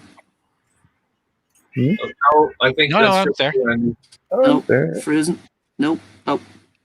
It's actually we're all fine here. How are you? Timey-wimey again. Timey-wimey. It's not wibbly-wobbly, timey-wimey. It's wibbly-wobbly air connection. Yeah. Oh. Very For anybody great. watching from outside the Republic of Ireland, Air is one of the main suppliers of internet here, and the connections during the COVID pandemic have not been particularly strong. That's because everybody's working from home. Everyone's working from home, and everybody's being throttled, and everyone's doing exactly what we're doing and inventing podcasts. I'm sure they've had to replace all their servers. Upgrade absolutely everything because they're like, oh, this is what the world is now. Oh crap! So yeah, definitely. But so I think we're nearly at the end of this. I reckon. How long have we been going now? Over an hour? Hour and a half. Hour and a half. There we go. But where were we at the end? We wanted to talk about the more philosophical aspects of it. I think we kind of got into that, didn't we? Kept going. Sorry, there's a Nexus ribbon about to hit the Enterprise B. Oh no! We get Nexus ribbon. My glasses are And that's the end of this segment. No. Yeah. Okay, so anybody want to put in some final thoughts on? Okay, well, I know we're ending, but I will ask, what is your favorite time travel theory? Is time circular? Is time a string in Quantum Leap? How do you prefer? Is time set? That is the big question. If you travel back in time and try and change time, is time malleable or is time set? So can you go back in time, and by changing time, do you affect time, and are you stuck in a little bubble where you're not affected and you remember but nobody else does? Because these are all the different types of storylines that people use. Or if you go back in time and you change something, does that mean that you stopped yourself going back in time? Therefore, it happens anyway, and this is where the paradox comes from. It happens anyway, and then because you didn't go back in time. Well, interestingly, of multiple things that go around. So, which ones is your favorite? Well, interestingly, on that, that book and TV show about the going back in time to try and prevent the assassination of John F. Kennedy, 11/22, whatever it was, can't remember, 63. But when that explored that particular story all through the book and the series, time was pushing back at this person who was trying to change it. So if he was, he was making his way to Dallas, things would happen to try and delay him from getting there. Throughout the book and throughout the episode as well. So, it was almost as if time had a consciousness and was trying to actually, and was actively trying to prevent him from changing history. Yeah. And when he did keep pushing and managed to change it, it altered the future. Yeah. To the, in the book and in the TV show, after Kennedy survives for whatever reasons, the author decided to go with the Vietnam War starts earlier, things get a lot worse, and it's suggested it's down to the fact that time was messed with, like, you know. So he then has to go back and maybe see if he can re-alter it. But from what you're saying there, yes, in this instance and in that story, time was pushing back. It did not want to allow you to change it. You couldn't just go back and do what you wanted to do. Time tried to prevent you. And I quite enjoyed that aspect of it. Anyone else? By the way, that comment there with that Facebook user is that's David Worthy. David Worthy. We're finding a lot of people who won't give StreamYard their the permission to use their access to Facebook. Well, I sent him a PM to see if he wanted to join us there. I don't think he's seen it though. Right. He's probably working, is he? He's probably working. Yeah. It's the middle of the day for them. Over there, that's what I thought. Yeah, Anyone else? What's your thoughts, Andy? Yeah. Well, I think I'm perfectly of the agree that there's different realities. I mean, every decision you make has consequences. So if you say you're going to do one thing and you don't do it, and then maybe in another reality you do it. So there are for every decision you make, there's a different consequence. So there's branching, So as Dave says, branching quantum reality. Yeah. So you go with the fact. So you like the idea that you can travel back in time and change things. Therefore, from that particular point, you've created two time streams. So, like sliders, you're no longer on your time stream. You are now on a different time. You're in an altered timeline. An altered timeline. Yeah. And you cannot go back to your timeline. So everything's different for you. So anything else beyond that, you can never go back home. You're stuck traveling on a skewed timeline. Yeah, I'm afraid so. Oh, really? So in that theory, you can't actually go back to where you were originally. No, because if you travel back to where you were originally, you haven't changed anything in your time stream. You've changed. You've created another time stream, and you'd have to choose to live in that time stream. But the version of yourself from the original time stream doesn't exist anymore. You've left that time stream, and you've now become part of a different one. Okay, so to quote Scott Lang, so Back to the Future was a bunch of shit. Yeah. Pat, what do you think? What's your favorite? What's your favorite way of dealing with it? What would you prefer time to be doing if you had a choice of how time travel worked? Well, if I had a choice, I suppose I do like the idea that you could go back and change things. But on the flip side, I always think about the Next Gen episode. It was a Tapestry, was it? Mm-hmm. Where Q gives Picard the opportunity to change things in his life that he feels aren't right. And Picard does it, and it totally ruins his life. Yeah. So, I do like the idea that you could change history, but at the same time, should you change history? Would we want to change history? That's the question, yeah. And where do you stop? That's the thing. If you change one thing, you're going to have to change this and so on. Yeah, I mean, the whole thing about going back and shooting Hitler as a baby, for example. I mean, a lot of modern aviation is based on very, very questionable experiments that were done by the Germans during the war. I'm not going to go into them because we don't want to get too political. Yeah. But then, and a lot of other technology has been built on that as well. Space program, rockets, exactly. So if you go back and you stop all that, do we make things better or worse for where we are now? It's a horrible question, really. It could totally wreck your head. I think that's one of the philosophical questions. Like if you study philosophy in university, that is one of the questions. As a human, can you make that decision? Could you do that? Because it's a baby. You know what that baby's going to be, but it's a baby. Or do you wait till he's a teenager? Do you wait till 1936 and he's chancellor? When do you do it? When do you assassinate him? But still, you're going to change the whole technological advancement of the 20th century. And are you doing it without knowing what the consequences are in the future? Without that technology, have you regressed us in such a way that in 100 years when Makemake or whatever other foreign object from another solar system comes in and actually hits the planet, we don't have the technology to send up a rocket to use a gravitational pull to pull that thing off course to send it away from the Earth. So what are you doing now has consequences on what will happen beyond your time. You're changing stuff that you know, but what's going to happen in the future based on that thing. So there's another part of the intricacies of your decision. And are you making that decision for the whole planet? Yeah. I don't know. I think someone should, just in case, come up with some sort of temporal prime directive, because, yeah, you could make some very questionable decisions based on... There is one. Oh, just as well. David Wordy says, beware the Dremen. I think he means the Kremen, does he, from Voyager? Oh, the Kremen. Yes. Voyager. Yeah. Oh yes. That's a good episode on like how, he starts off he tries to save his family, isn't it? And they're on he tries to save his wife and daughter. Yeah. Just makes it worse. He makes like most realities have them non-existing. He finds one, but for them to live, it has to be the most disastrous reality for everybody else, or something like that. But yeah.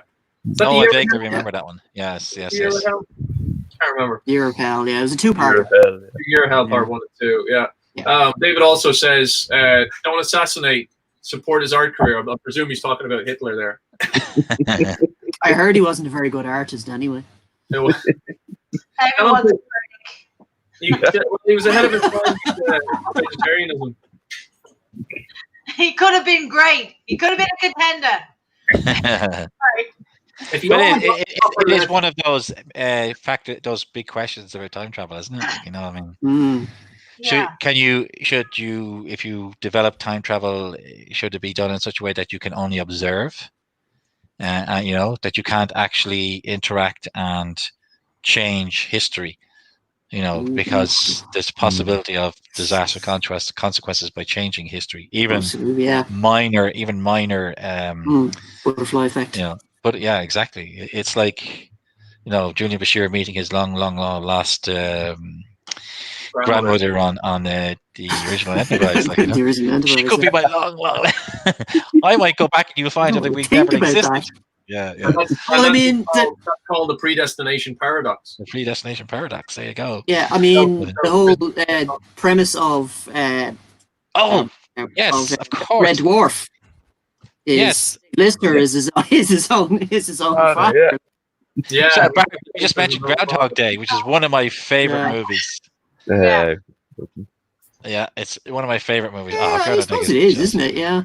Isn't it time travel? It's time travel, but also alternate universe. It's parallel dimensions. Yeah.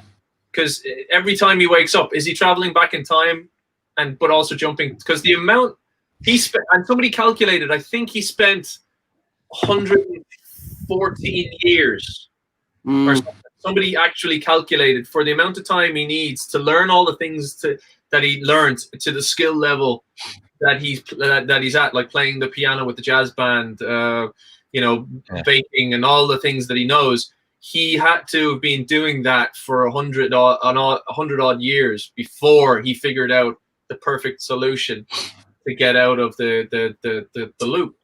So yeah, the same thing as Bill and Ted. I'll have to rewatch Bill and Ted, and the new one's coming out soon. Yeah. Have to go back and watch the. Or Bill and Ted were supposed to save the world, and then they realized the new movie deals with the fact that they saved the world for that moment, and they had thousands of people at their stadium gig, and then they were reduced down. They're now reduced down to groups of 40, and it's the future comes back, calls them back and goes, "What happened? Where did it all go? Where's it going? Yeah. There's a very interesting one from David there. Yeah. Which one? Ooh, that's. What about the only being able to time travel within your own lifetime? Yeah, the quantum leap. Quantum leap. The quantum leap storyline. So, as I said, for me, I would only be able to travel 40 years through time. So the furthest I could go back is June 1980. So yeah, that's the quantum leap storyline. The whole your life is a thread, and you can only jump between those jumbled pieces of thread. But what about if you could do that, and you wanted to change aspects of your own life? Can you do it without affecting other people around you? I mean, you say we all make mistakes. Say if you had the opportunity to change a couple of mistakes that you might have made in your life, could you and should you do it? Well, because obviously, every decision you make affects someone else.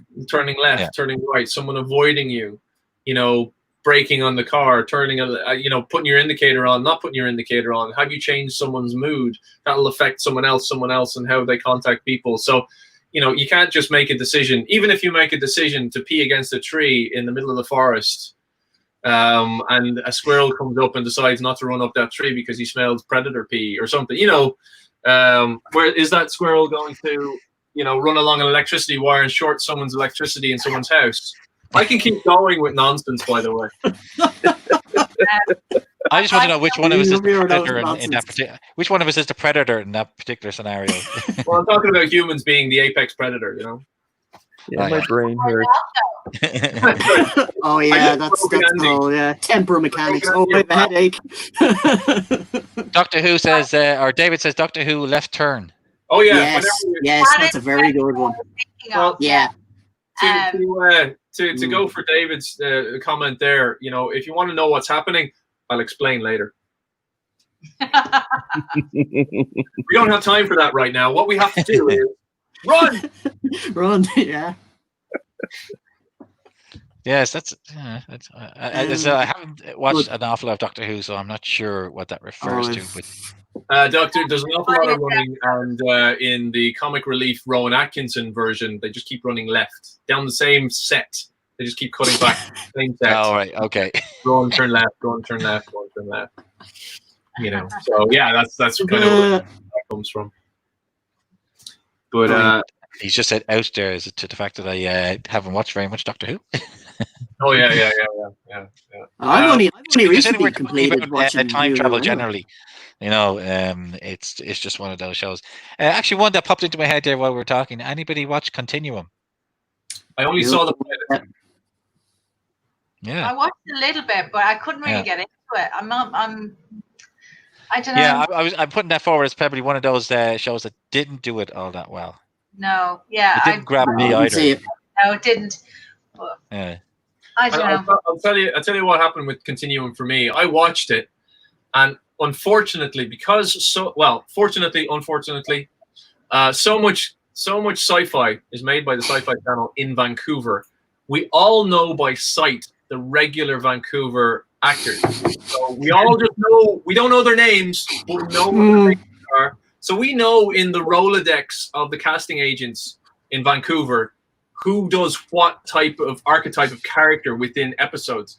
So in Continuum, they had everybody. I mean, it was great for all the actors to get jobs, but everyone from Galactica, MacGyver, Galactica, Stargate, anything that's been shot in Vancouver TV, Vancouver, those actors were in that pilot of Continuum. So for me, as soon as they appeared on screen, I was like, oh, they're going to do this in this scene. And I was right. Inevitably, I was right because they were Rolodex cast. So it was that pilot was so predictable for me because I just know by sight all the Vancouver actors. I gave up on the series because I'm like, well, I know where this is going. Because anytime I see one of the regular Vancouver actors, I know what's going to happen in the episode.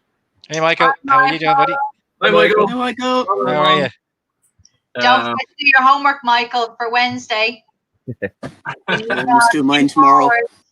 Yeah, and just operate your flux capacitor, Michael, and go back to the very beginning. We'll start all over again. Well, see, Michael Michael was in earlier on, but Michael can now be a proper time traveler because the show is nearly over. Michael can go jump through time and figure out what and see what way he wants to travel through the last 2 hours that we've just done in a linear progression. I'd play it backwards and start worshiping. Well, if you do that, Michael, and you start hearing messages from the devil, just don't blame us. Yeah. Tell him I'm down shortly. Yeah, I mean, Anne asked earlier, and I don't think we all answered it yet. Was if you could go back in time, or where would you go to? If you could time travel, yeah, would you go back in time or would you go forward in time? Yeah, I mean, as someone who has a passing interest in Roman history, I'd love to go back and see ancient Rome at its height. I'd love to walk through the Forum and the Imperial Forum and in all that of that. Like, you know? Yeah. I mean, I would probably pass at the Gladiator Games, but I'd love to go and see a chariot race in the Circus Maximus. And I'd like to go back a couple of, a couple of 100 million years and see some real life dinosaurs. The problem is, I wouldn't be able to breathe. The gas, though. Not with an attitude like that. Toxify yourself. Attitude like that. What was that? I missed that. Sorry. Not with an attitude like that, you wouldn't. Can someone? I'm not quite sure what Michael is telling us there. I think Michael's now drunk typing on the keyboard. Oh wait, no. Never says John is dead. I think I'm. My internet's probably spitting on him. Ah, okay. Oh. Right. What about Fantastic Journey? Anybody see that one? I don't actually recall that one. No, I remember it, very vaguely remember it, but haven't seen it for an awful long time because it came out 3 years before I was born. So I'd have to travel back in time to see it in the cinema. Oh, that's an interesting one to know. Don't let science get in the way of science fiction. That's true. He's right. He's right. He's absolutely right. Like, you know what I mean? Because, you know, the great thing about sci-fi in the 50s, I mean, we watched there in our Q forwards there recently, we watched the first episode of The Outer Limits, and we watched The Prisoner and other shows.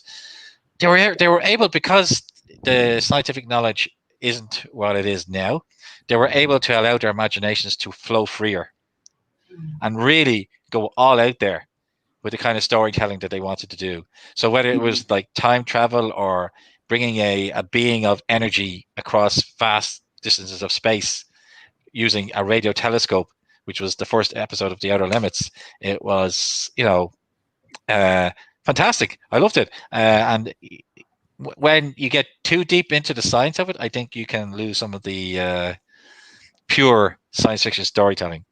I mean, you've also got Interstellar, which dealt with a higher form of time travel as well. They had multiple forms of time travel using gravitational waves. The fact that when you go down onto a planet, the guy was stuck up on the Ranger for 22 years. But they only spent an hour on the planet. Yeah. You know, one of the visuals in that I quite liked is the fact that a black hole, which a lot of people speculate, you know, is a wormhole, an entrance to a wormhole, which is a possibility for faster than light travel, but also possible time travel.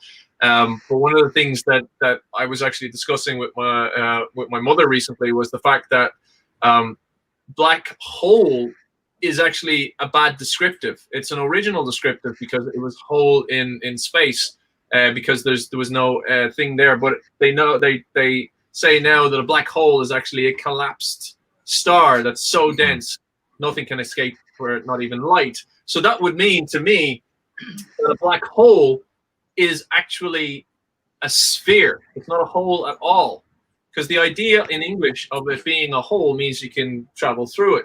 But it being a super condensed star, which is predominantly spherical, it's not a black hole. It'd be a black sphere.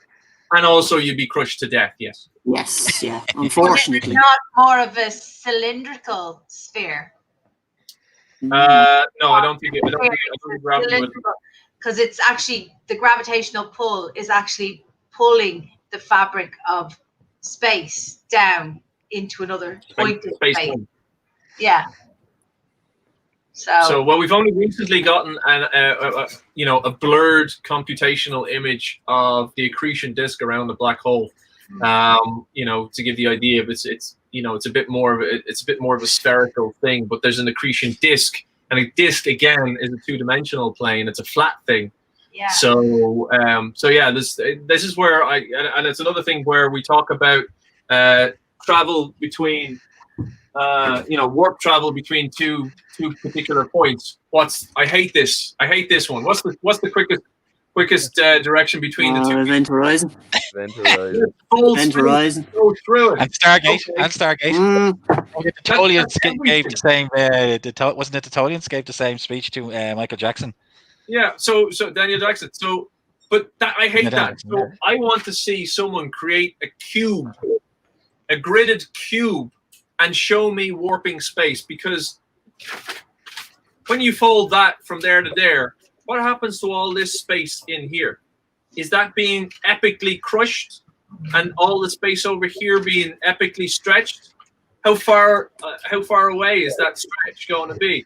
So whenever I see this explanation of the quickest way between 2 points is to do that, I'm like, okay, so if you do that, right, you've done that. What happened to all the stuff that was attached to that? Is it all pushed down here? So yeah, that's one of the things I hate with that kind of warping space, time, and travel and stuff like that. So you're suggesting like perhaps you're creating an awful lot of damage and destruction when you warp space. You know, wasn't there a TNG episode where they began to explore seventh season? Yeah, it began to explore the damage that warp travel was causing. And then they completely ignored it. Then I think for there was a warp 5 speed limit unless a necessary action was needed, and then of course they just went, let's just forget that. Let's just forget that. Okay, here's an interesting theory on that.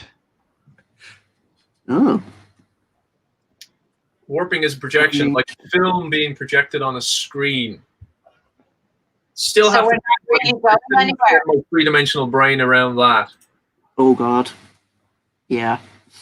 A hypercube has all the boundary layers in contact, so it is only turning left to travel in space. What? So can I ask a question here? Between that, that's David. Between that and Doctor Who, to travel through time, do you always have to turn left?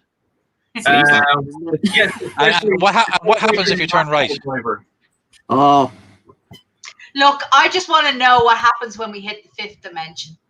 Come back to me then. The 5th dimension is isn't this 5th dimension thought? So you've got X, Y, and Z. 4th dimension is time, and the 5th dimension is thought, because that's what they were exploring. But then we don't go anywhere. We're already there. Interstellar was again the thought was the ability. The super advanced humans were able to use thought to allow him to travel back in time to give hints to his daughter, who could then fix things in the future. But did she do a great job though? You know, she managed to get a space station out and save the human race. So okay, I have a big. Yeah, but it's not necessarily about saving the human race. Really,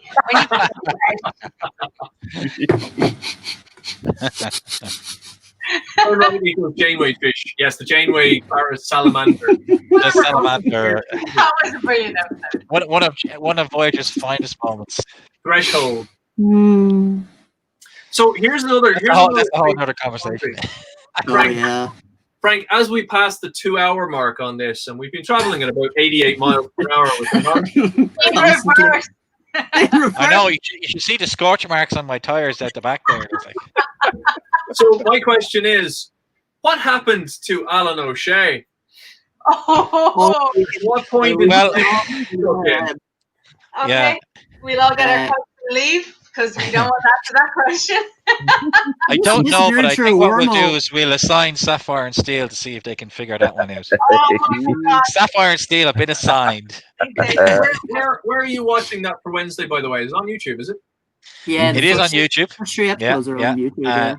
And as well as that, one of the versions of it on YouTube have combined the first 5 episodes.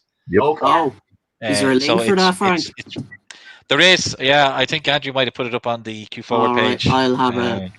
But have a nosy through for you know, I mean, because you're all right. Yeah. I mean, interestingly enough, actually, that's one I did forgot to mention. Like, because Sapphire and Steel explore those aspects of time and space in a very, very interesting and philosophical way. I'm not sure, I'm surprised that kind of like that I hadn't thought of that. Oh my god!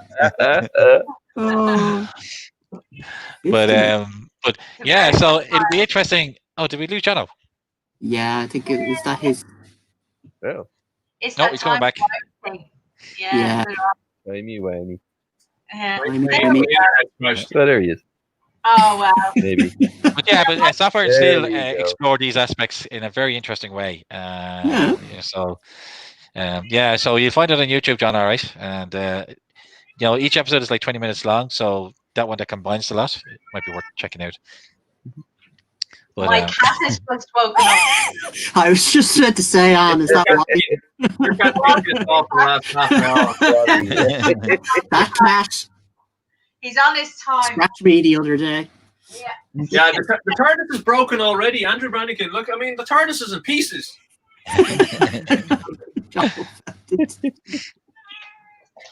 And look, this is another reason. This is another reason why I don't do a show in the nighttime, because the light is fading. The light is fading. Yes. Yeah. If you done it last night, you probably would. It was bright up till 10:30 or 11 o'clock last night. It was, yeah. Because it was Black hair and a white cat. Are Right. you a Bond villain? Bright to your eyes and bright to your eyes and bright to a camera is two different things. Did somebody mention a Bond villain there? Yeah, white cat and a black hair. Yeah. He guy's not happy. Very Clark says, Jono fell into 2 points on the piece of paper. Haha, it's true. I fell through the piece of paper. Did you open the door? All right. We've all done that. I've just thrown the cat out the door. No. Actually, how do we know that's the same Jono? Maybe it's an alternative timeline, Jono.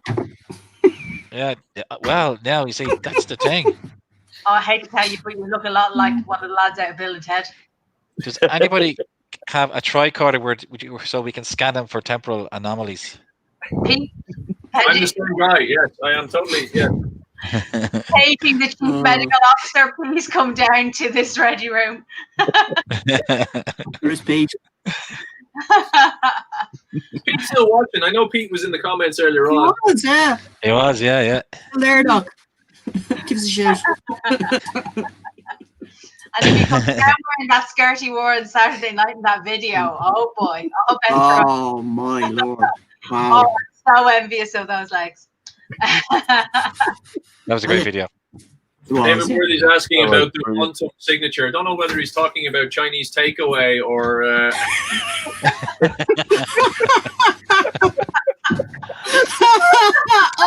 Look, I mean, I love my old wontons every now and then. Like, yeah. Oh yeah. That kind of sounds like a WV, one. Frank, it's 2 hours. It's 2 hours where we've been going, and also there's a storm brewing outside, quite really. And so take down that canopy, John. I have to bring all the tools into the house now, even though it's 20 to 10. So I'm going to have to sign off now, or else I'll have to buy another canopy cover. Oh no. Anyway, Frank's gone anyway. Guys, Frank. it's been an absolute pleasure. Frank. Likewise. Wait, Thanks come very back much. now. We can't end the show without him. Yeah, we have to wait for him. We'll all just leave. Yeah, come back to an empty room and go, Groundhog Day? No, that wouldn't be very. It's very rude. If everybody leaves, right, and I'll just stay here. Oh, rats! You know that guy is coming home with me if I can get my hands on him, Jono. He is amazing. You just have to. Where is he going? There you go. So everyone leave, and we'll just leave Death of Rats here for Frank. Everybody duck down quick. Go on. I'll just puppeteer Death of Rats just to kind of. That's just me. My cat is crying outside the door. Yeah, it's hungry. No, it's been fed 3 times today. Oh, it 'Cause, just wants. managed to con John after it had conned Anthony. Yeah. Oh, cats! Tell you. See, my cat. What can I say? It's Machiavellian. Oh, cats! We all know cats don't have owners; they have humans. Frank, you're back. I did. I fell through quantum singularity. Yeah, it's quantum singularity.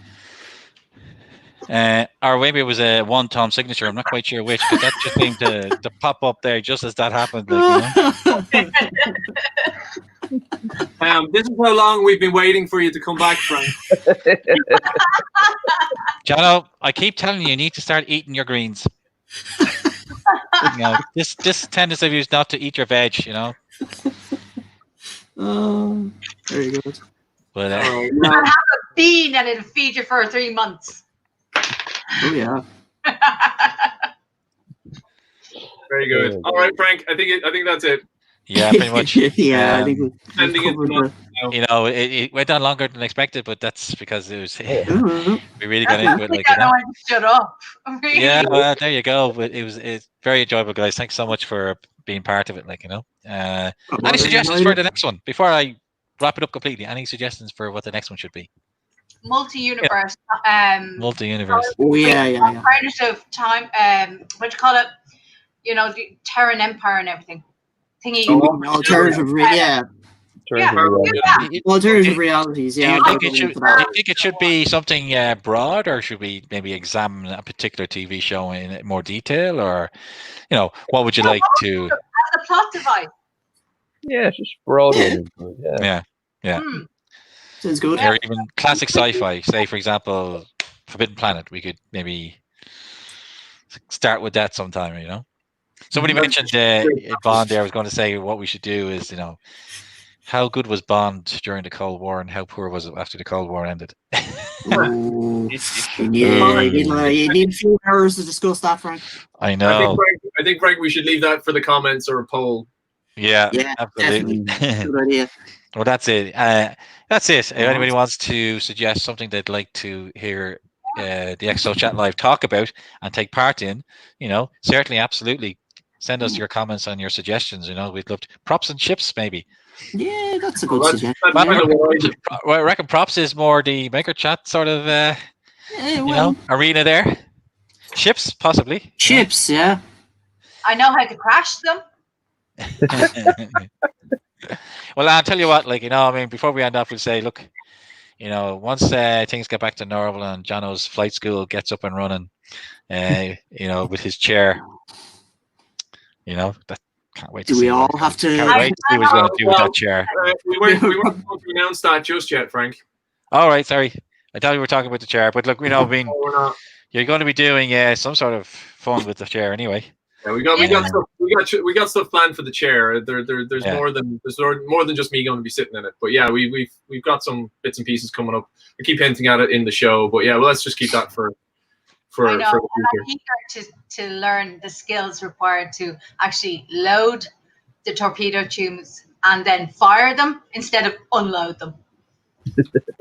Yes, so being able to play Artemis on the bridge. Yes, being able to load and fire. That's an important one. We need a course in that. That's also on the bridge crew where you're like, okay, so you're just getting used to firing the torpedoes on the next generation bridge or even the Kelvin version, and then you go and you try and do it on the classic bridge, and it's like, where is it? Where are they? Where are they? Which is funny because both myself and Dennis now know how to fly the bridge, the classic Enterprise, without the pop-up floating icons. Oh god, that's amazing. Yeah, it is easier on the Aegis, the Kelvin, the USS Aegis, and the Kelvin timeline. But yeah, there you go. Yeah. All right, Frank. I gotta go take this thing in, which is going to be really frustrating. Okay, no. Yeah, cool. All right, guys. Thanks so much. Thank you. It was fun. We'll talk to you soon. See you soon, guys. See you soon, guys. Thank you. Don't forget to do your homework. Keep forward. Bye.